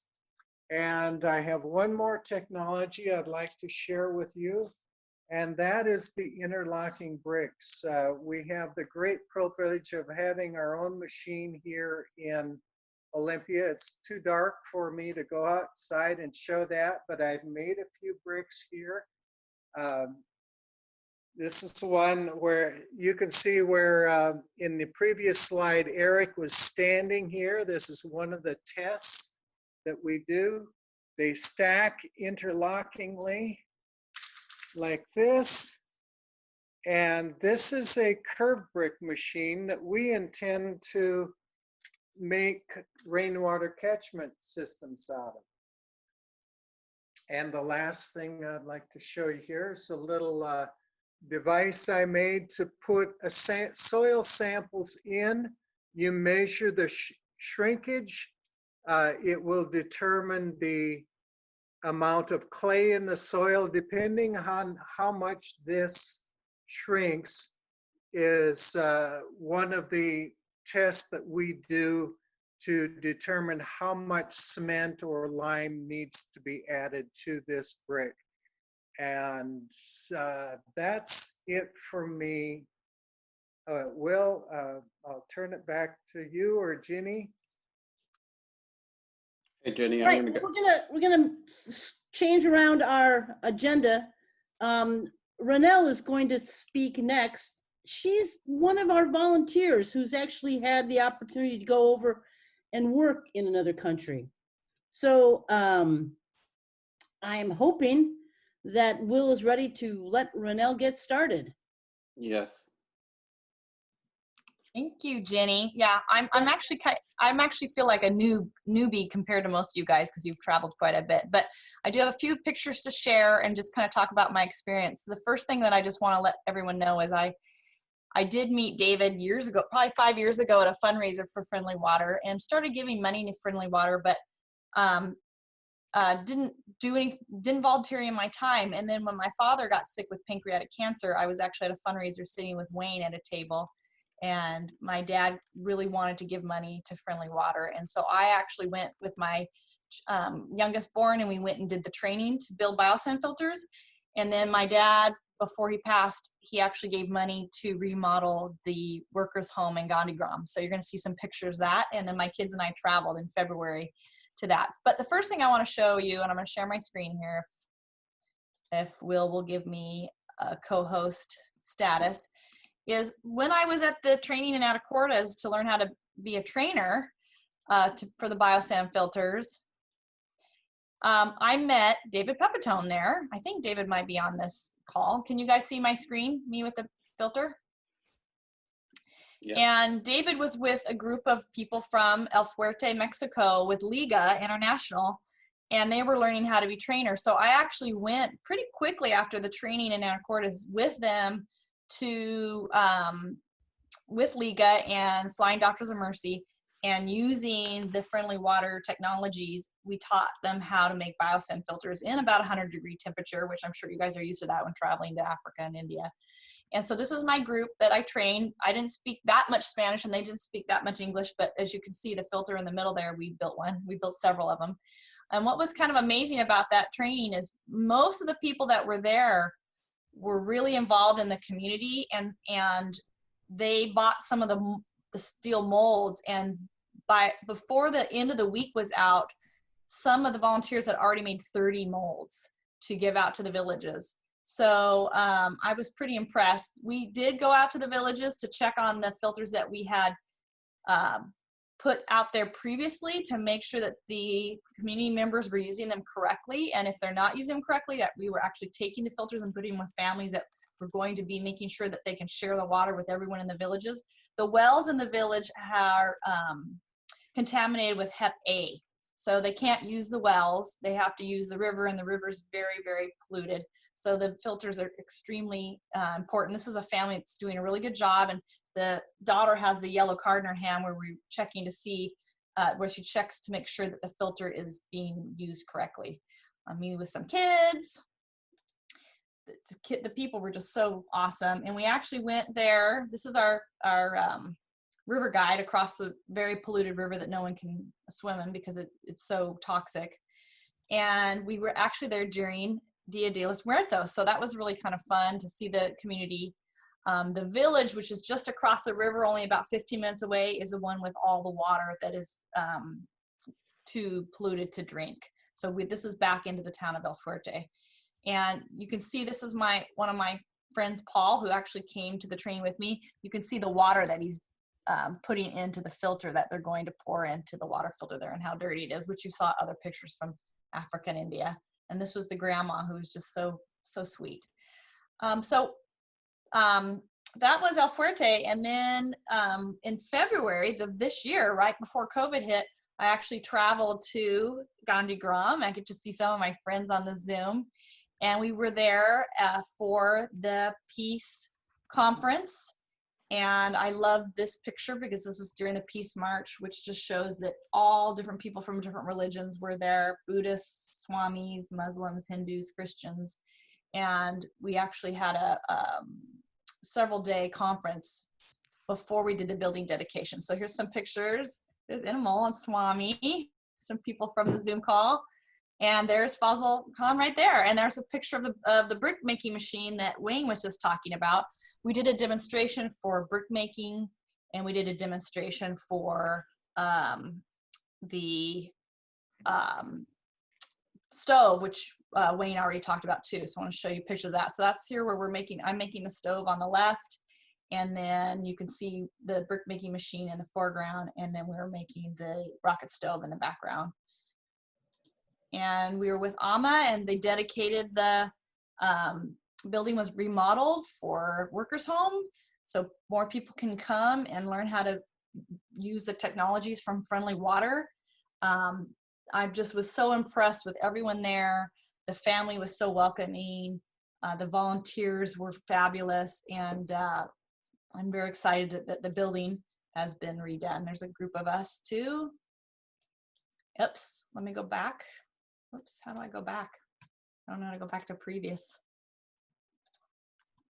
Let me get you back on there. I clicked too fast. There's a picture of, oops. There's a picture of Gandhi Gram, the workers' home, with it all remodeled. So I just want to encourage everyone to donate to Friendly Water. I am very impressed of how the dollars are used specifically to go directly into the communities. where we train other people to train locals to build the biosand filters, create microeconomies, and just provide clean water for the kids and the families who are having lots of illness because of it. So I would love to, if anyone has any questions or wants to chat me offline, you can always get me on Facebook. I'm happy to come and talk to anyone about my experience and how Friendly Water is really affecting the world. I really appreciate it. Thank you, Renelle. That's wonderful. Thank you. So Will's directing traffic, but I think while we're getting set up for the next.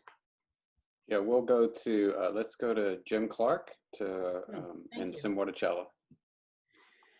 And we haven't stopped doing raffles. We're just doing it on the chat side so that we're taking a little more time.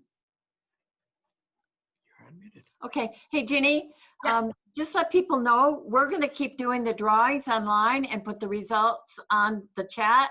So, they're still there. The little animals are still going to find homes, I hope, but it's just going to take less time that way. So check the chat list to see if you've been a lucky winner. We will follow up with everyone who wins no matter what. Next. Hello, everybody. My name is Jim Clark. And Will, were you going to be running the slides for that? I am. I sure am. So while Will's getting that set up, I don't think I've met any of you before other than I see Gail coming here.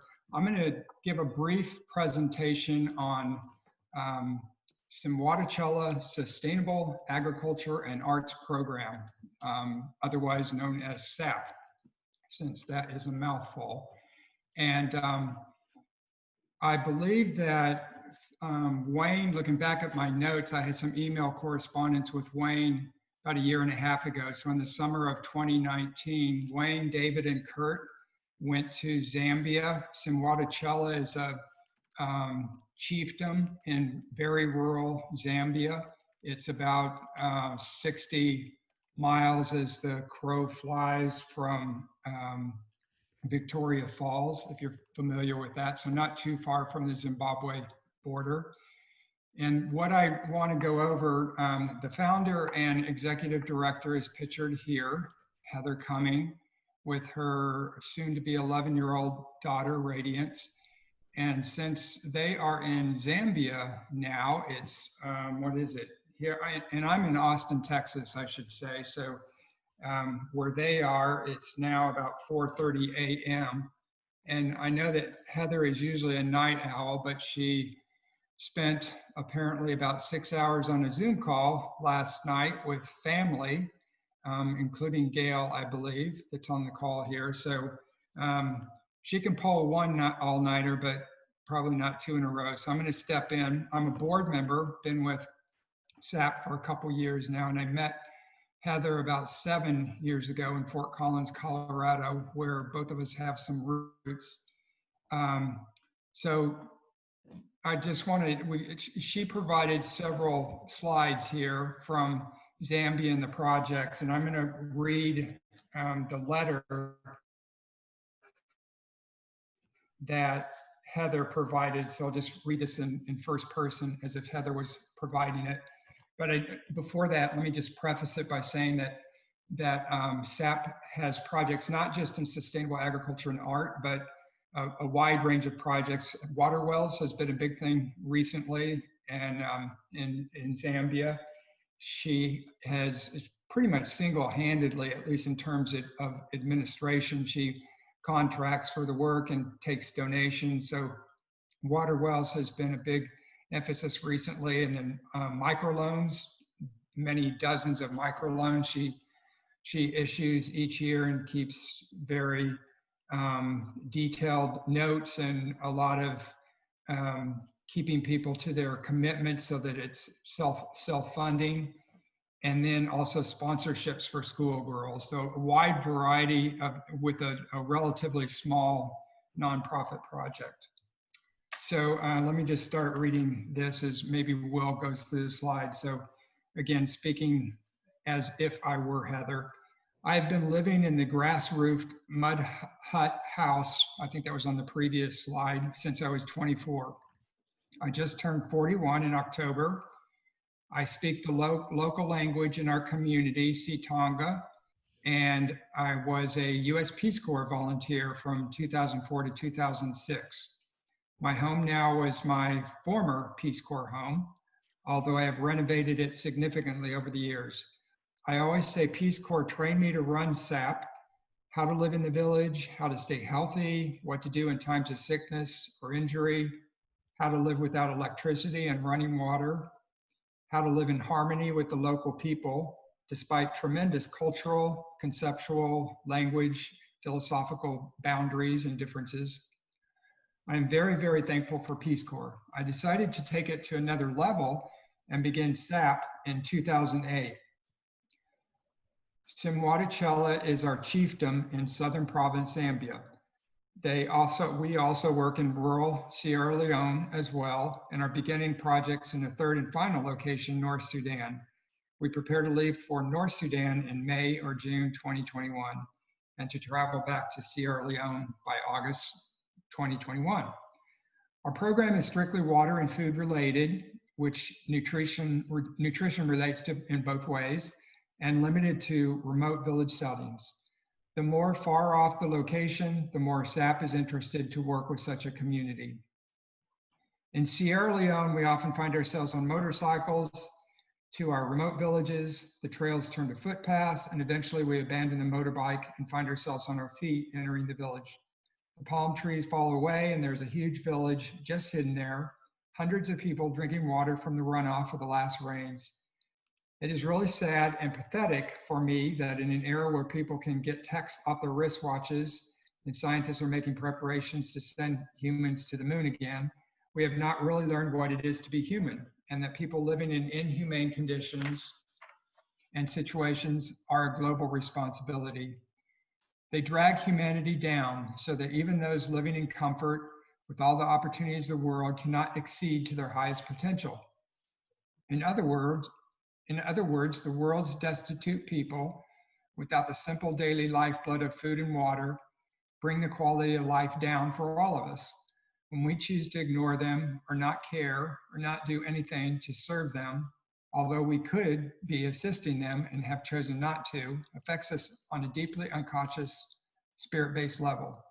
We are a collective whole, and we either rise together or fall together. We are a human tsunami. I quote Gandhi, a personal hero of both mine and David's, when I say, I trust humanity only because I trust God first. This is a paraphrase of one of his quotes, but the general meaning is there. The only way out of the darkness that perpetuates on planet Earth, the darkness of the chaos, I call it, is through love. And through service to others, through love embodiment. This could be as simple as an interaction with someone at the bank, or through an email correspondence, or a phone call to your mother. It's all about love, and without it, well, there isn't much of anything. Therefore, SAP is a love-based project. We believe that love is the most sustainable force in the universe and the only sustainable thing that exists here on this planet. Through sacred relationships with others, through communication, through deepening bonds with others, only then can we create long-term solutions to the deepest problems that exist for us as a collective humanity. Starvation, death by dirty water, no water, disease, catastrophic wars. SAP lives with the people it serves simply because I am stubborn and we wouldn't and couldn't do this any other way. We have chosen every piece of the puzzle of our work, the small sufferings we have endured throughout the years, living and working in our remote villages, pale in comparison to the daily hardships the people in our communities are born into. It is a high honor to SAP to work in partnership with Friendly Water for the World, specifically in building water catchment tanks, which would help our people supremely in rural Simwatichela, Zambia.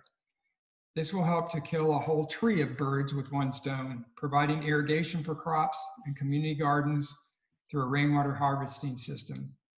We look forward to future Friendly Water visits to our community in Simwatichela and welcome your visit with both open arms and open hearts. In Thanksgiving, Heather Cumming, Executive Director, SAP. So again, I just wanted to reiterate that with the SAP visiting, I think it was more of a kind of reconnaissance trip that Wayne, David, and Kurt took in 2019. And the initial focus, as I understand it, will be rainwater catchment, but hopefully additional opportunities for the bricks and biosand filters and the rocket stoves that Wayne was talking about.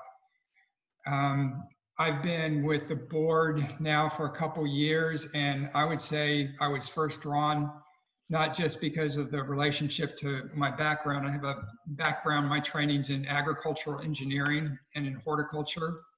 Recently retired, so I just wanted an opportunity to engage in projects of that sort. But I think it's more been just my being very impressed with Heather as a person and her commitment. I think you got a sense from that letter I read to you of her, how principled she is. And she is, you know, she's living in extremely remote conditions. I'm sure Wayne, David, and Kurt could attest to this, and she's there 80% of the time, and if not there, some in the US, but Sierra Leone.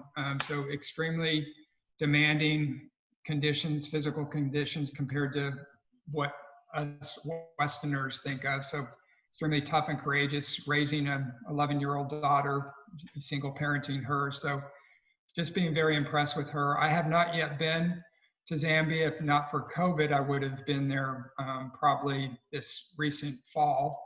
But I'm very much looking forward to it. I have been to Uganda and Tanzania. So with that, I'm looking at you, Gail. I don't know if you want to add anything to that as the proud mother and a board member and secretary. She's shaking her head no. But anyway, a small nonprofit doing some incredible things, and hopefully will become one of your allies and partners. I've learned a lot through listening here this evening, and I think there's going to be a lot of opportunity for what Heather could do, being on the ground there, living almost year round, and being kind of that oversight for some of the projects that you might want to do there.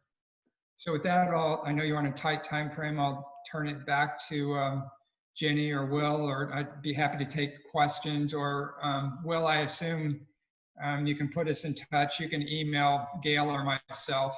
I don't know what you're doing for follow-up, but we'd be happy to take any questions after the fact. Yes, I'll absolutely direct questions to you, Jim. And if anybody's got questions for Jim immediately, please feel free to put them in the chat, and then we can get them answered that way. That was exactly what I was going to say. So we're now going to move, again, because agendas are just an idea. We're following our own schedule. And we're going to move to the Nalanda project, and we're going to hear about that. And so we have up for that. I gotta catch up with myself here.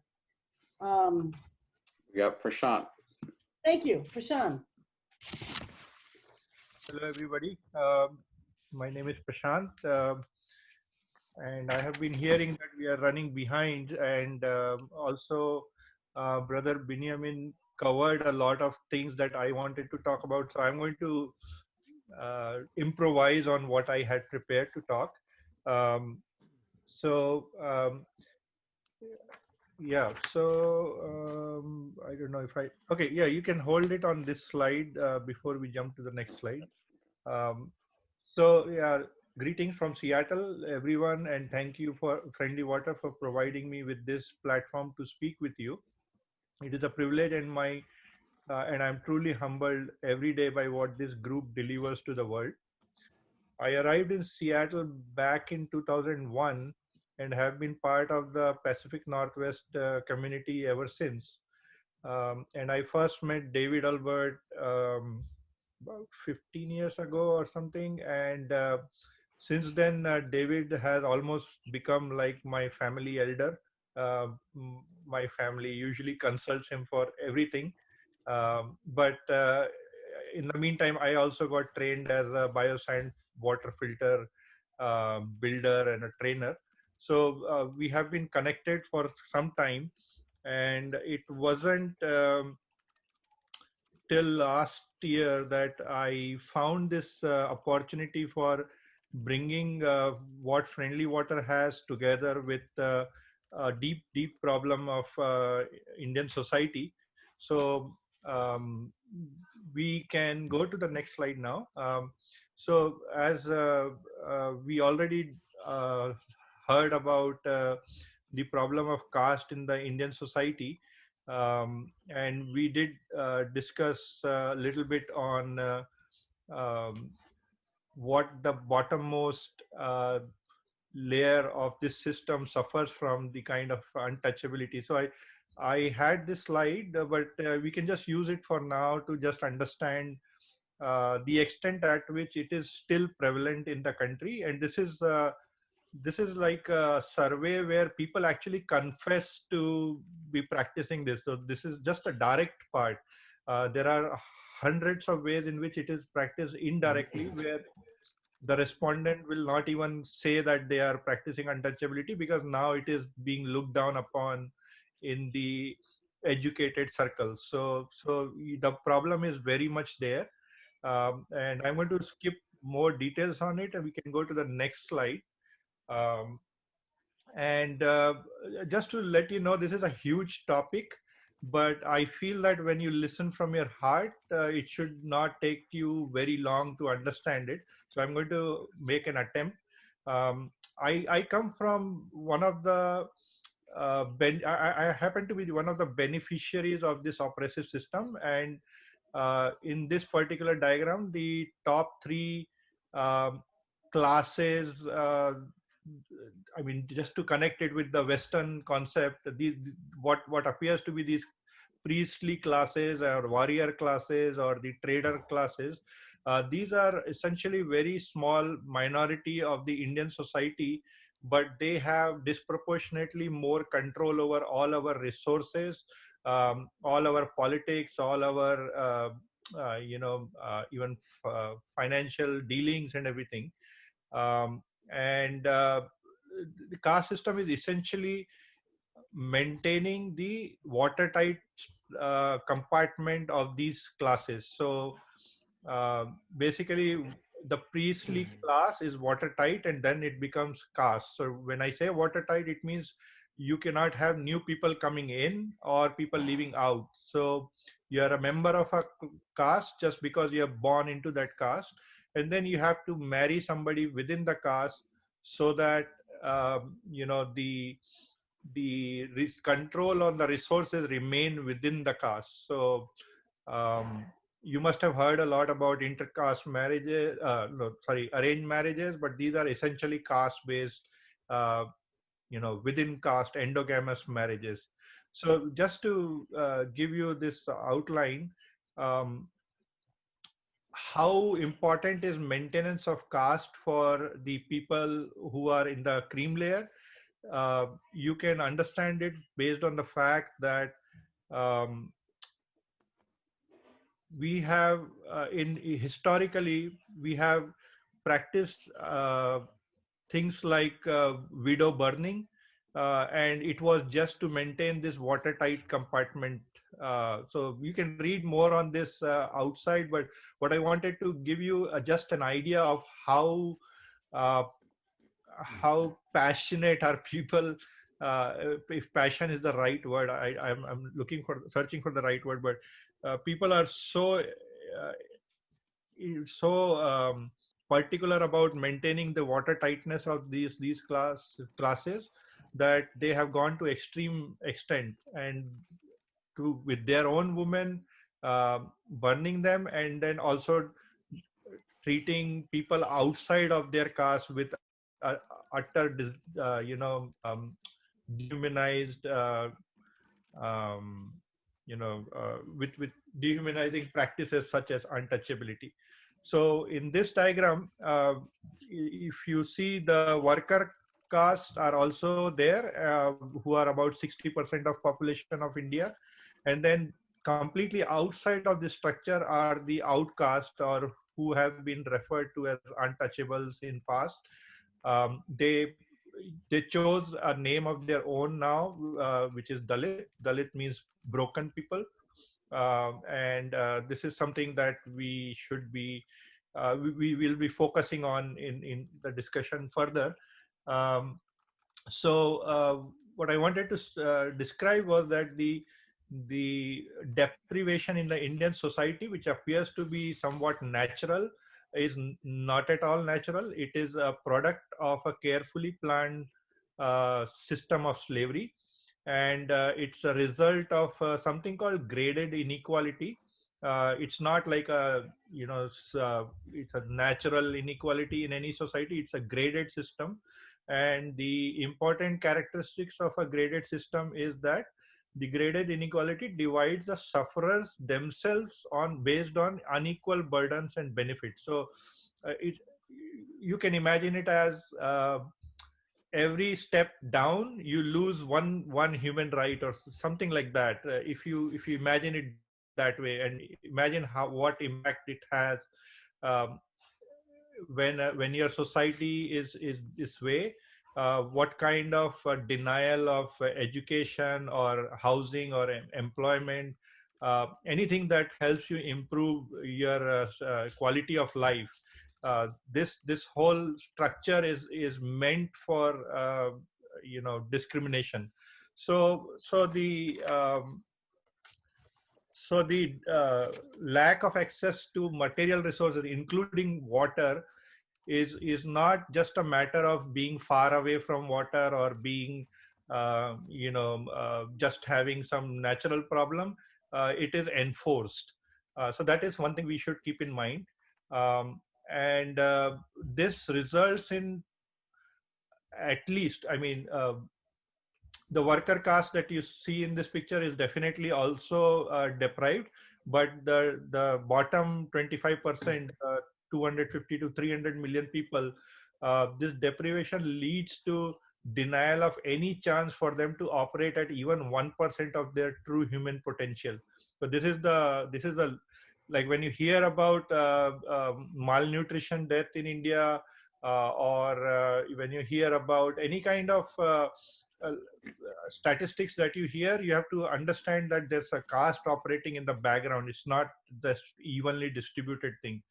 It is so intense that um, the women from the bottommost caste, they on an average they live 14 years less than women in the top layer of the caste. So uh, this is like a, you know this is a number that should put us to shame, but unfortunately we do not even, the way we avoid that shame is we don't talk about it.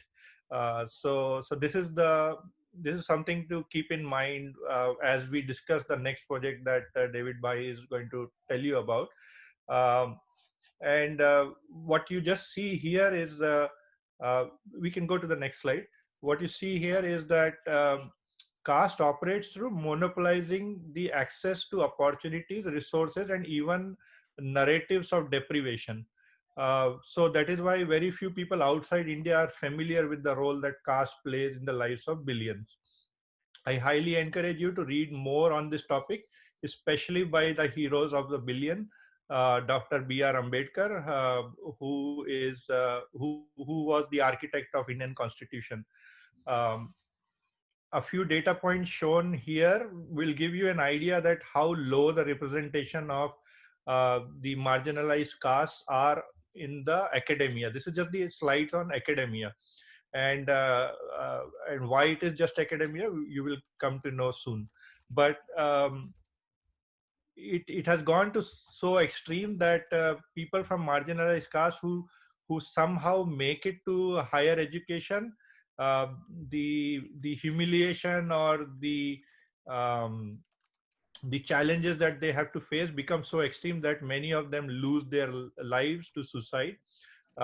So this is something to keep in mind. And the representation is similarly skewed in the media, in the judiciary, in the corporate sector. So everything, every sphere of life which is empowering or enriching, you will see very few people from those community in those areas. And if you want to make a quick test locally, coming to America is enriching people's life.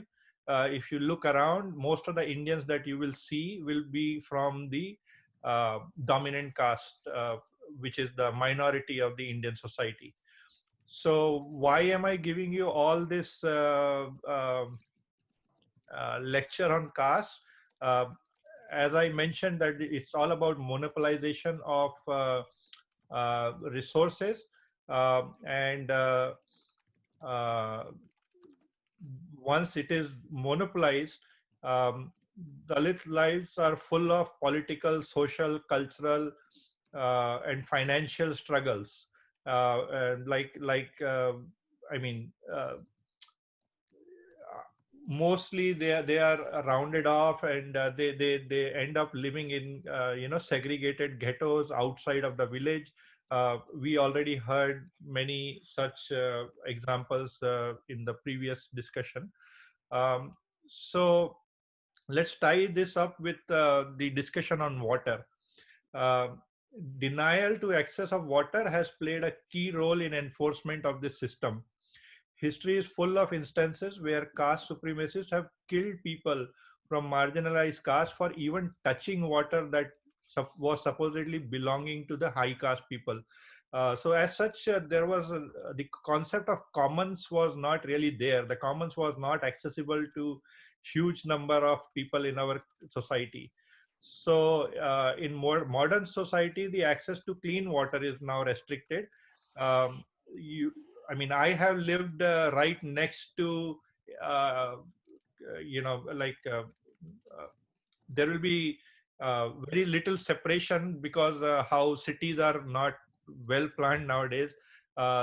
Somehow you may find that on one side of the road there's a very affluent community, and then on the other side of the road is people living in a very deprived condition. It's not that the water pipeline could not go to the other side of the road. It's just that the people on the other side of the road have so little political capital that they cannot get the clean water sent to their side, or enough clean water sent to their side. So the water is still a commodity that is used to control people from these castes. And just like denial of access to water, denial to access to education, indeed literacy was central to caste system. When British first arrived in India and they did their survey, they found only 2 to 3% people of India were literate. I mean, this is literate, not even education, right? Due to active organizing and movement from the people from the marginalized caste, this denial is now morphing into different forms.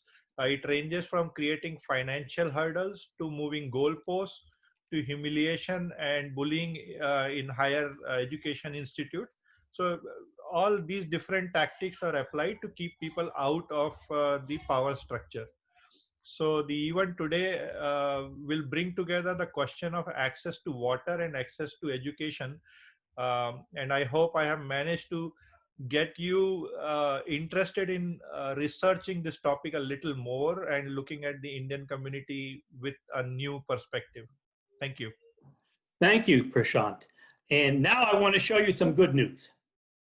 So we're working on a project with something called the Nalanda Academy, right in the center of India. It's a knowledge sharing and training partnership to introduce sustainable water first technologies in water India. Next slide, Will. So what is the Nalanda Academy? It's an extraordinary thing. It was founded in 2014 in water, right in the middle of the country. And the goal is to prepare gifted but poorly educated Dalits and marginalized youth for entrance into central universities and to study abroad. More than 60 of them are doing so this year. It's an extraordinary thing because there are many gifted students in the Dalit community, and they graduate high school and they lack the skills to go on. There are 250 students per year. A minimum of 50% of them are women from all over India. They usually come from extremely poor families. Many had worked as agricultural laborers. I'm about to show you some pictures of them without telling you their stories. But the stories you will be able to find on the website. We've got complete bios and stories from each one of these people I'm going to be showing you pictures of. It's a 10-month program. It's 12 hours a day. They teach English, math, computer skills, current events, logic, computers, test taking, application writing, interview skills, how to make friends, and how to deal with bullies. And many of the students arrive there not knowing what's about to happen to them. They're shocked when they first arrive at, and they come out as free, gifted, amazing people. The tuition is free. Students live with families. And if the family, if the person can't afford to be there because there are family needs, they try to raise funds to make it possible. Next slide. So here are just some pictures of the students. Now you have to imagine these are all teenagers. Almost all of them was some form of lowest class agricultural laborers before they went to the Nalanda Academy. So just will yourself through them.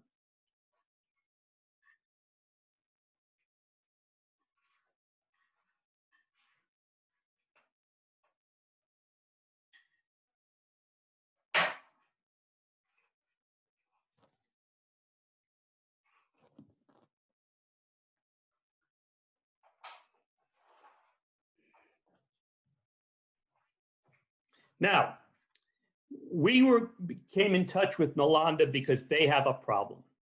Nalanda is running in this location in central India. And because of global climate change, India is fast becoming a desert. And some other time when you hear me do a full presentation in India, I'll tell you all about that.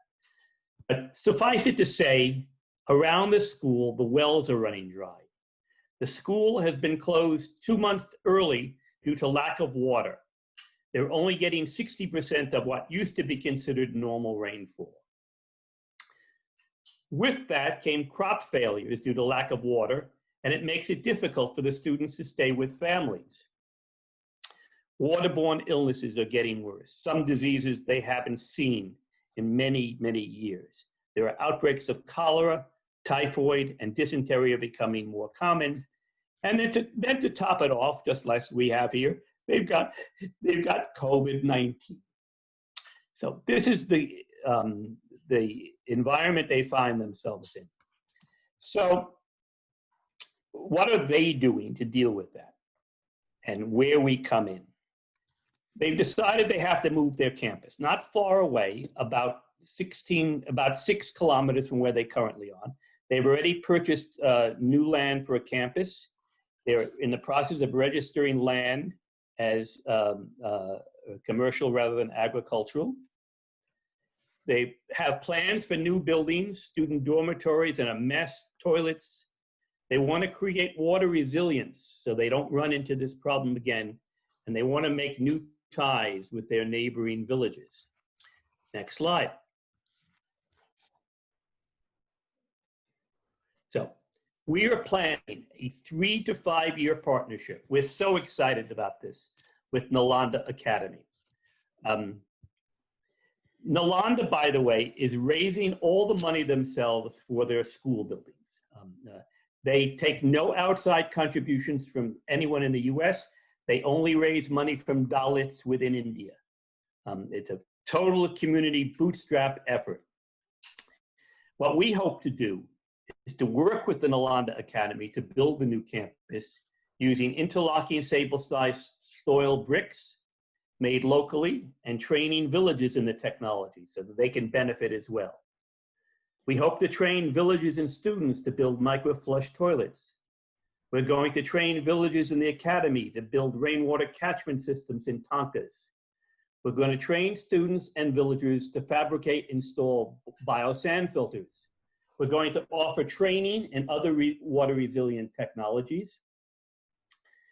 Because all of these students come from very poor rural families, some of them will go back to those villages. We want to make it possible for them to implement these technologies in villages across India. And finally, we want to set up training programs for people throughout India using Nalanda Academy as a demonstration project with international visitors. That means you folks, welcome. The cost of this, $78,000 over a 3-year period. I'm hoping to raise that amount before we get started. They can't do anything right now because of COVID. So I'm thinking the earliest anything happens is probably November next year, but I need to raise the money first. I want to make sure that we have the resources necessary to make this project go. This is going to be an amazing, amazing effort, joint effort between Friendly Water for the World and the Londa Academy, and I thank you for supporting it. Thank you, David. It's interesting to see how we have the opportunity to put the friendly water technologies on the ground in a place where it can have so much of an impact. We're gonna fly back from India back to Kenya because our next presentation is going to be about by Getri. It's a video from Getri about the work that she'll be doing on the project that we're actually pressing for the fundraising right now on, which is the Masaka project outside of Kakamega. And when Will's ready, we're gonna run that video. So this is the one we're trying to raise the most money for. We've got more than half the money, and as soon as we get it, we go full bore.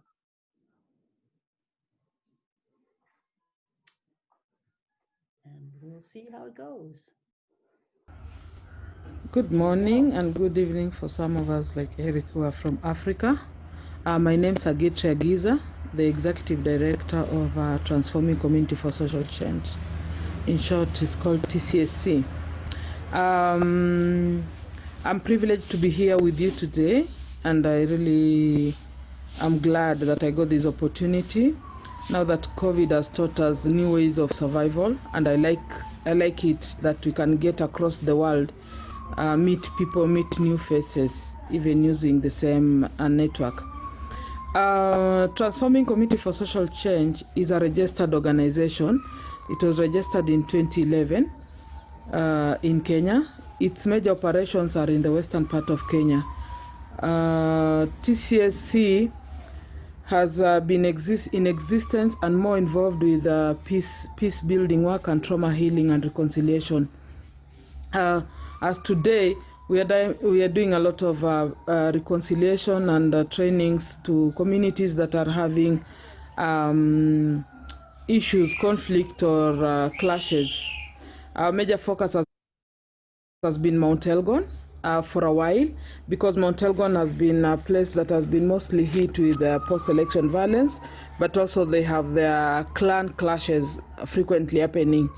But being there for the last 6 years has seen some change in the way things are, and at least it has been a cohesive community that people can go there and stay there. Even currently, we have a peace center of 2.5 acres that we are trying to bring up as a mediation center, whereby people, if they have issues, they come and learn on how to solve their issues non-violently. Some of the programs we get involved in during these trainings are Alternative to Violence program, which is a 3-day training talking about how do we approach issues of anger, stress, and depression. Another training is trauma healing that focuses on the pain that has been going on and how to grieve and mourn, and also how to deal with our own trauma. And also we talk about resilience. How can we get over what we are going through by accepting that, yes, we have gone through this process, but we still have to live with the hope that there's a bright future ahead of us. Another training we also look at is nonviolent movement for social change. This has also been influenced by the issues that are going around on social injustices in our country and even other countries. Majorly, we have worked in Samburu and in the western parts of Kenya, but we have also been involved in working with friends in Rwanda and Burundi and Uganda on issues of peace building. We also do community development projects. A community development project, as I speak, we have a program that is helping community on issues of nutrition and diet. We have dairy cows that support especially kids who are vulnerable. We work with orphans to support them with a meal. Sometimes we fundraise and support a lunch program for school-going kids who cannot afford a meal at home. And also we try to move children from homes that are neglecting them who are orphans and they're being neglected or mistreated, we try to move them to places that they'll feel more happy and safe and be accommodated. Recently, we have started engaging with Friendly Water for the World. It's been a very wonderful journey in Matsaha community, whereby the first one was to do a survey, which went also well. There was a lot of uncertainty when you're doing the survey, but then with time, people got it and they were understanding the questions and they were able to be involved. And then we did the second phase of community engagement. In community engagement, it was a successful journey and it taught us a lot of things. Having a forum with community members, with administration, and administration being able to participate in community activities to the full latter. And also just having the members of the community being open enough to talk to their administration on the failures of the leadership and how they wished it to change. Right now, TCSC has even opened an office in Matsaha for being able to have consultation and also looking at the other parts of techniques. We have started up the process of mobilizing people for the first technique, which is a soap making technique. During this COVID era, soap is a necessity. Soap has been a necessity, but right now we cannot ignore it. And even the person who's so much vulnerable and cannot afford soap, it's very ideal that they also get an opportunity to have soap. We are a community that still has culture, and we try to embrace the culture and move together. But then we also want to move together as a community and have everybody have a share of a healthy living. And so I think working with Friendly Water has been a blessing, and we look forward to more and more working together, so that we can be able to enhance and improve the community members' livelihood and also improve the health of the community. I'm really blessed and happy to be here, and I'll be open to any question. Thank you. Thank you.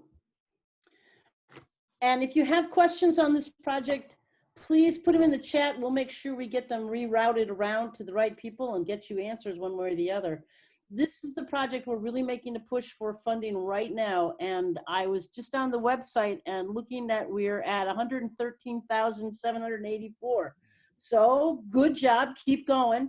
And I'm now gonna hand this over to Kurt, who's gonna kind of give us his direction from the executive director, the guy who gets to drive the bus. After a long time, we were driving a bus by committee, so it's really nice to have a bus driver.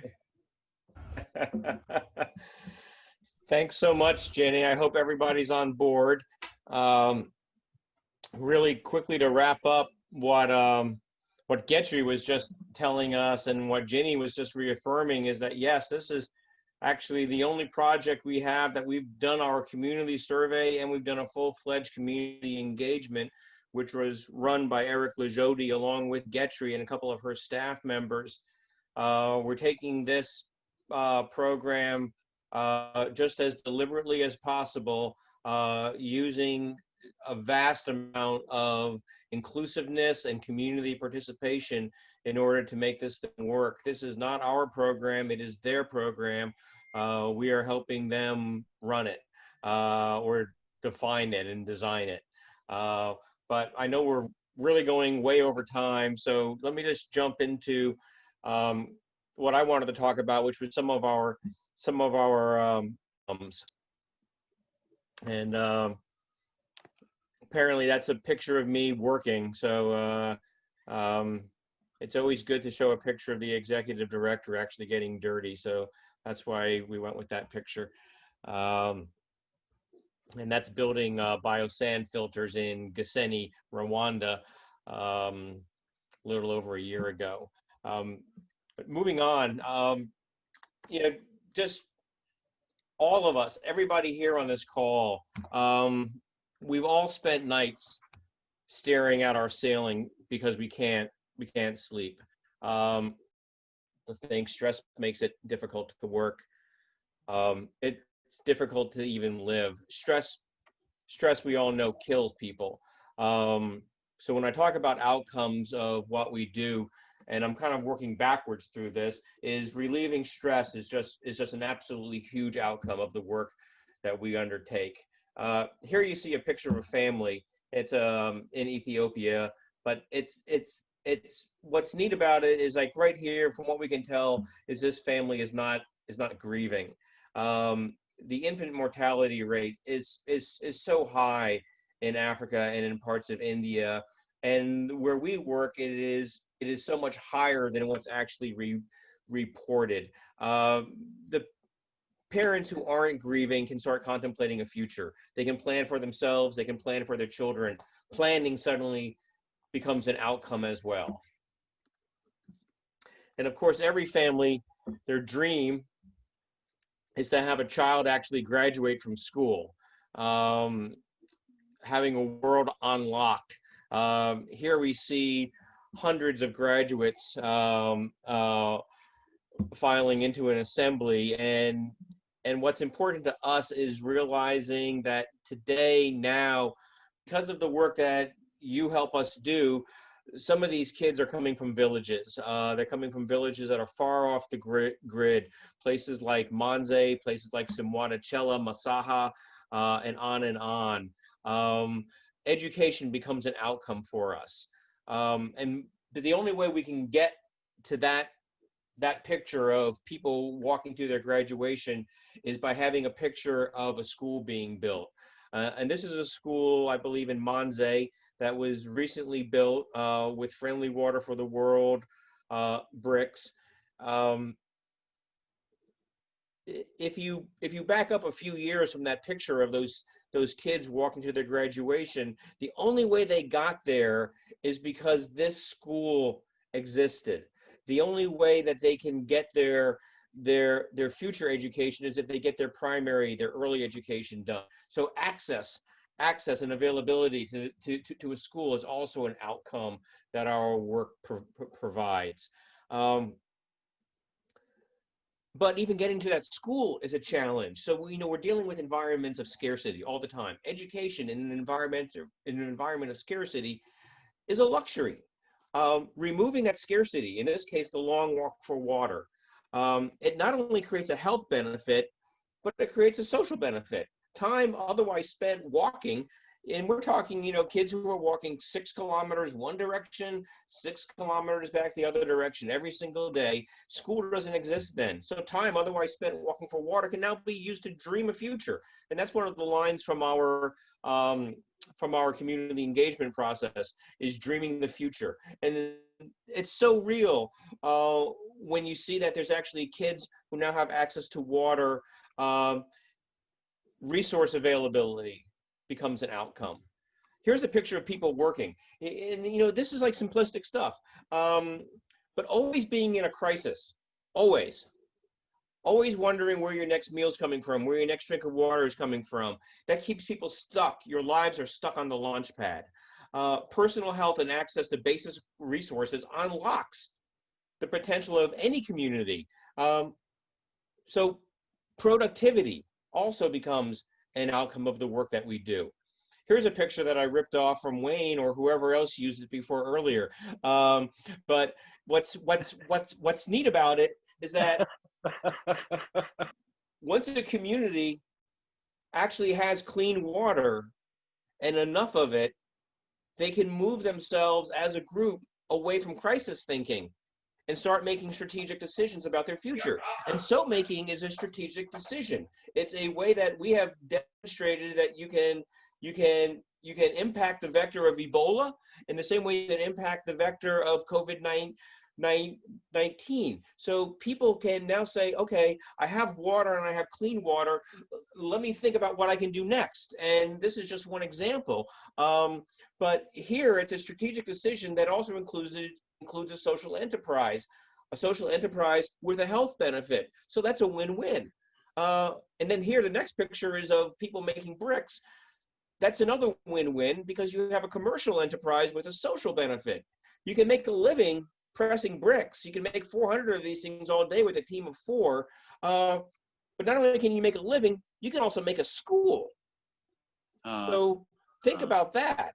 And then part of that is also not looking at just the positives, but at some of the negatives that we avoid when we do the work that we do.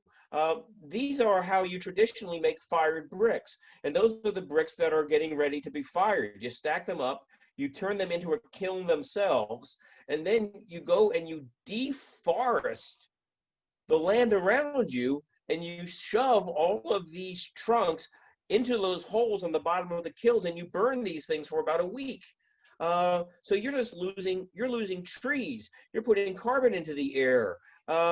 You're not necessarily creating jobs for where you're going to be building this thing, but you're destroying your environment.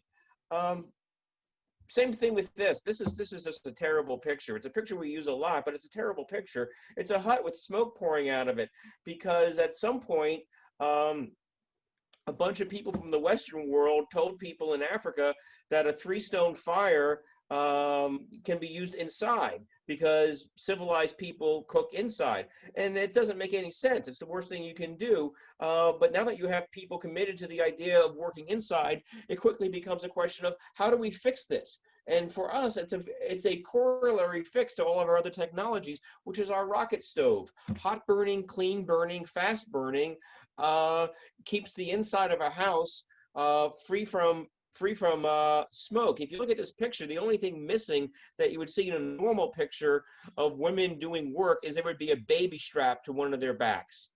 And the fact that and then you have a baby strapped to your back and you're inside a house that's filled with smoke. Easy to fix. And I think that's part of the point, is that the work that we do is simple. And I'm ripping off Ginny here, talking about the pathway. We know that the path is long. We know that the path is long, but the path is also flat. It can be a challenge, but we see it. Being able to identify that path and being able to stay within that path is critical. We know how to do that. That's what we excel at. That is what Friendly Water brings to the worldwide community, is knowing how to get down that path. Which brings me finally to this child, this young boy. It all starts with this picture. This little guy, he's going to drink from one of these cups. He is going to drink from one of these cups. But it's up to us and the community he lives in to decide which one of these he uses. So those are our outcomes. Thank you. Thank you, Kurt. And it's okay, you can use my idea. Beautiful, beautiful, Kurt. Beautiful, Kurt. We're gonna take one more trip back, and we're gonna let another volunteer tell their story because it was equally powerful. Could I ask Kurt a question, a quick one?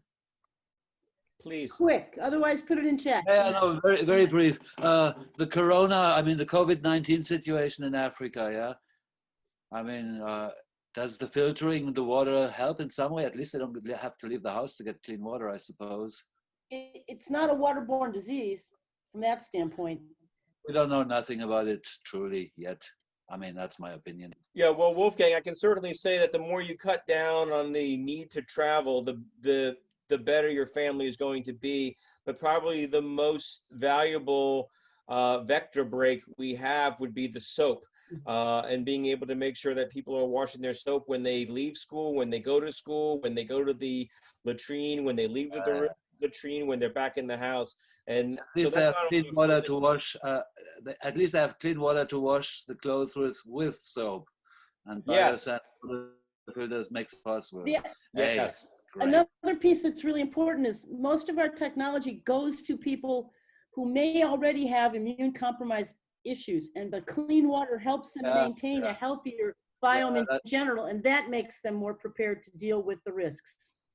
Sure, that goes without saying in Africa, certainly, and other places too. Okay, I'm going to shift back, not to Congo, not to we're going to go to DRC, and we're going to go to a friend of mine from the east side of the Washington Mountains who's going to talk about her story and how Friendly Water from the World took her from Yakima, Washington, to Congo.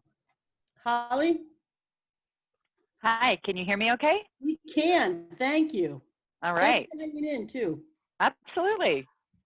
So I was environmental health director for both Kittitas County and later for Yakima Health District, and was exposed to Friendly Water for the World at one of our conferences.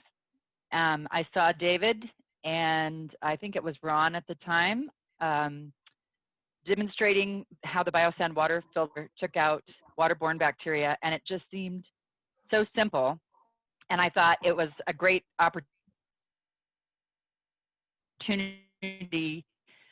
I think it took me 2 years of talking to David at the meetings and seeing it, and I had a monumental birthday, and I decided that I needed to do something for somebody besides myself and outside of my family bubble.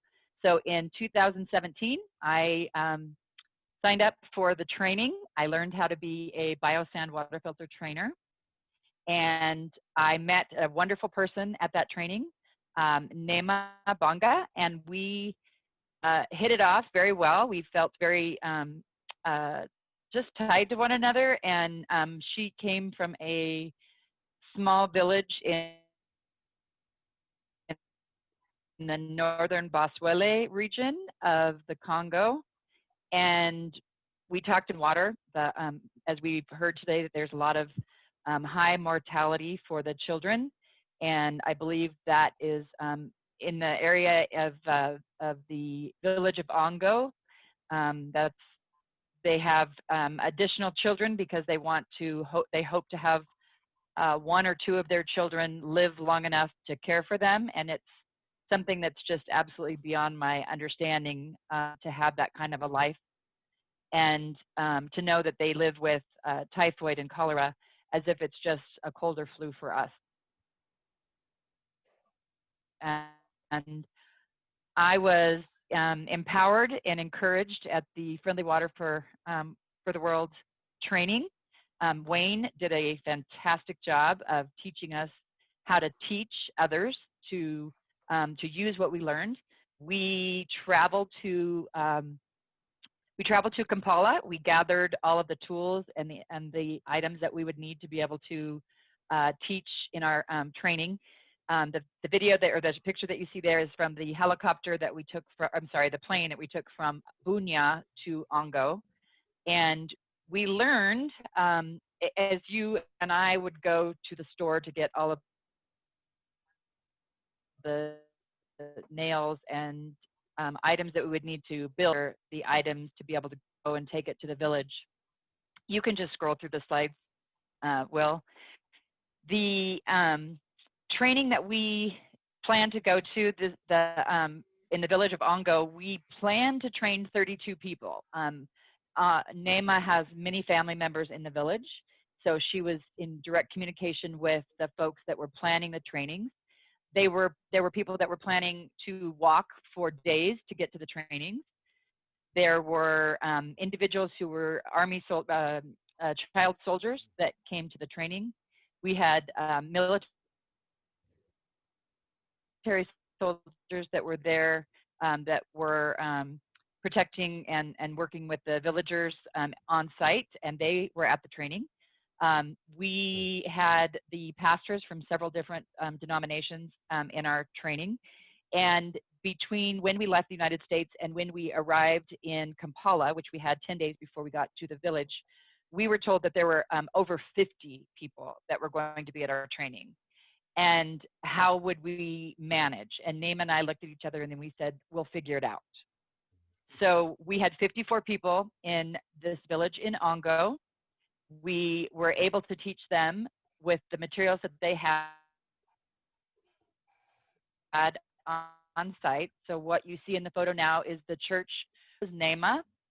And Nema, her brother was also with us, who acted as an interpreter for me because I did not know anything more than hello, guinea pie. And I did not have training materials in Swahili or in their local language. So we had all of our trainings, all of our training materials. We made extra copies, and we did have an extra trainer with us from Goma, and she did a lot of her training in French, which is all also a second language there. We had 54 people who hung on our every word, in addition to children that were not in school. As I saw noted earlier, they have to pay for kids to be in school. So there were a lot of children that were not in school.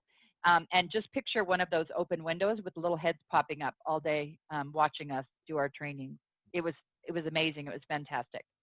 We trained 54 people. We installed 4 filters before we left. The first of which was at the local hospital. This is a photo of all of us, all of the class, with their certificates, of which they were extremely proud. We had people, the last day we were actually able to, or I'm sorry, the last 2 days we were actually also able to make soap.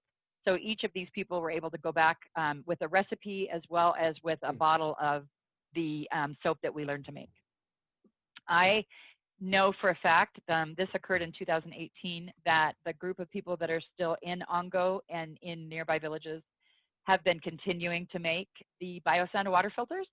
I'm in communication with a couple of the gentlemen I met there. They're constantly asking for more help. When they run out of the cement, which is the costly portion, they have to, somehow make money and be able to save more money to make filters. But they have been continuing to make them and sell them. I don't know that they've really been able to spread them to the villages where they have to fly to. But I know that NEMA is still very involved, and I think that that Friendly Water for the World is an excellent organization. This was a life-changing event for me. I hope to volunteer and help again in the future. And I made friends that I've kept in touch with here, and I hope to continue to help them in any way I can. Thank you. Thank you so much. And Holly's a perfect example of there's room at the table for all kinds of people to join us and make a huge difference, both in the lives of the people you work with, but it changes you too. So we're going to wrap this up. We're going to hand this back to David, because we want to say thank you, and we want to make sure you really know we're trying to raise money to work on the Kenya project. And you guys have been generous, but we can use more. So David, it's your turn. You're on mute. There you go. Oh, thank you. I had to change computers because the other one ran out of battery. But I hope you can hear. Can you hear me? Yeah, but we can't see you properly yet. Working on it. Working on it. That's Are you in the closet? Are you in the yeah, that's the washroom. I know. Oh, are we okay now? Yeah. All right. So first of all, before thanking you, I wanted to note that the continuity of the 10 years, as much as we've had a lot of change going on within that 10 years, we have some basic continuities that I want to stress. First of all, we're about clean water, health, and sanitation. That's what we were set up to do. That's what we continue to do.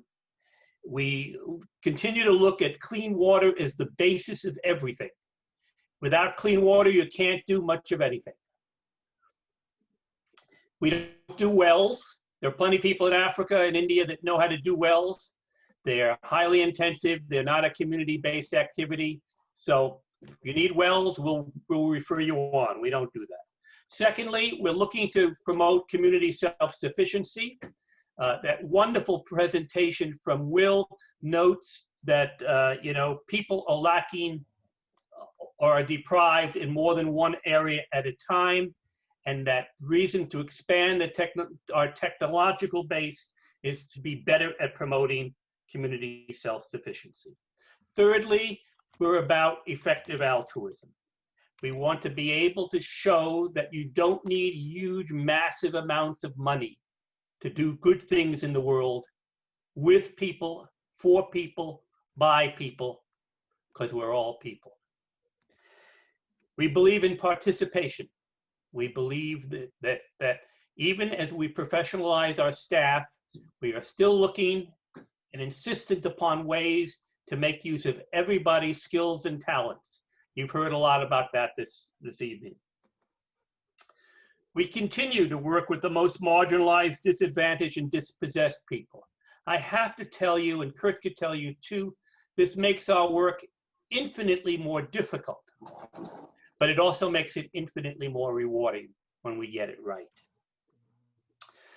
While we're a secular organization, we grew out of Quakers, and we subscribe to the Quaker testimonies, which are simplicity, peace, integrity, community, equality, and stewardship. And we try to bring that to all of our work as best we can. So I wanted to thank you. Since I've been at this for a long time, I want to thank you all for allowing me the privilege of serving you. It's been a trying time this year, we know, with COVID, but even as COVID has made its way throughout the world, there are 3 billion people on the planet without a reliable source of clean water, and it's getting worse. It's getting worse. Now, anyone who knows me will tell you he's an interesting guy because he seems to like doing fundraising. There aren't too many people who can say that. I can. And the reason I like to do fundraising is because, with the way I see it, money is just energy, or energy and talent. And I get to move energy and talent to places I think it will do good for the world. And if I can convince you that I actually know something about where it will do good, I'm then able to take my hand, stick it in your pocket, and you allow me to do so, and I move this energy and these resources into places where it needs to go. And so I need your help. We've already funded for next year some work. We're going to do additional work in Monze, Zambia.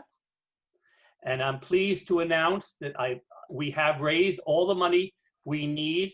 We're just sort of waiting for the COVID thing to blow over, and some more work in Monze to begin our work in Simwatachella. You heard that wonderful presentation from Heather Cumming, from Jim Clark. But we mainly want to raise funds right now for these 2 brand new projects. One that is already underway at its very beginning, the Matsaka project in Kenya. We think this project will be a model project that Eric will be able to take from one community to another. It's close enough to him that when we make mistakes, we can correct them, and we can learn from this community. We can learn from Getri and her people, and it's extraordinary. And we're trying to raise for I think it's a 2 to 3 year project. We'll need about $75,000 for that. The second one, which you heard already, is very dear to my heart. It's the Nalanda Academy project. It's actually 3 to 5 years, but in the first 3 years, we'll need about $78,000. And I really want to put that money in the bag before we start to make sure that we can see this one through. Nalanda is going to be there whether we're there or not, but we can multiply each other's effects massively if we do this together. I should note that this fundraiser today is part of a series.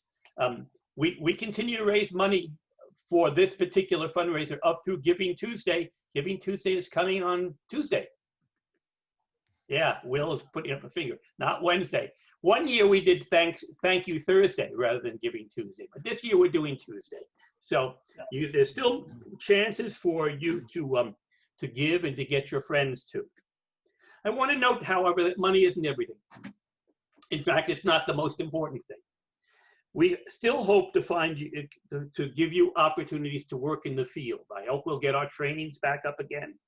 But we're working toward a training outside of Tijuana. We're working with the Encinitas Rotary Club, the Tijuana Rotary Club, and our Mexican affiliate at El Fuerte to do a biosand and probably other series of projects in the hills surrounding Tijuana, where frankly, the water is terrible. And what this will likely allow us to do is to have an ongoing training site in Mexico for for people who join us to go visit and work with the people there. This is very, very exciting to us. We're also hoping that you'll be able to go to Zambia. If you really want an African experience, there's nothing.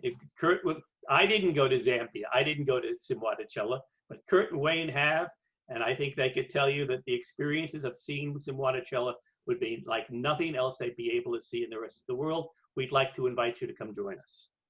And then in India, I'm always there at least once a year. We have dedicated, wonderful people there. Come join us. I also would love the opportunity to make presentations to your churches or meetings or civic clubs. I'm making one actually on Sunday to Orange County Friends meeting. They're going to fund, and I can say they are going to fund, the soap project at Matsaka. They're really excited, and we're also going to set up an exchange between the youth of Orange County Friends meeting and the youth involved in the marketing of the soap in Matsaka. It's very exciting, and I'm looking forward, and I can do that with any group that you're part of. Finally, help us get more supporters who are really interested in doing something practical. There is something we can do about climate change and climate change mitigation. We know how to do this, and with your help, we can do more. So between 3 billion people without regular access to clean water and ongoing global drought and global climate change, I see opportunities. We're not going to run out of work to do anytime soon. And so I hope to see you again, because in fact, you're going to join us in the incredible work I see going forward. Thank you all. I'm gonna hand this back to Will or Kurt for a final thank you. I want to thank you for letting me be the ringmaster here as much as I could be, and for letting me walk back with you through the adventures we've had. Thank you. I'm going to leave it to Kurt, but I do want to say I just copied and pasted the link to the website if you would still like to give.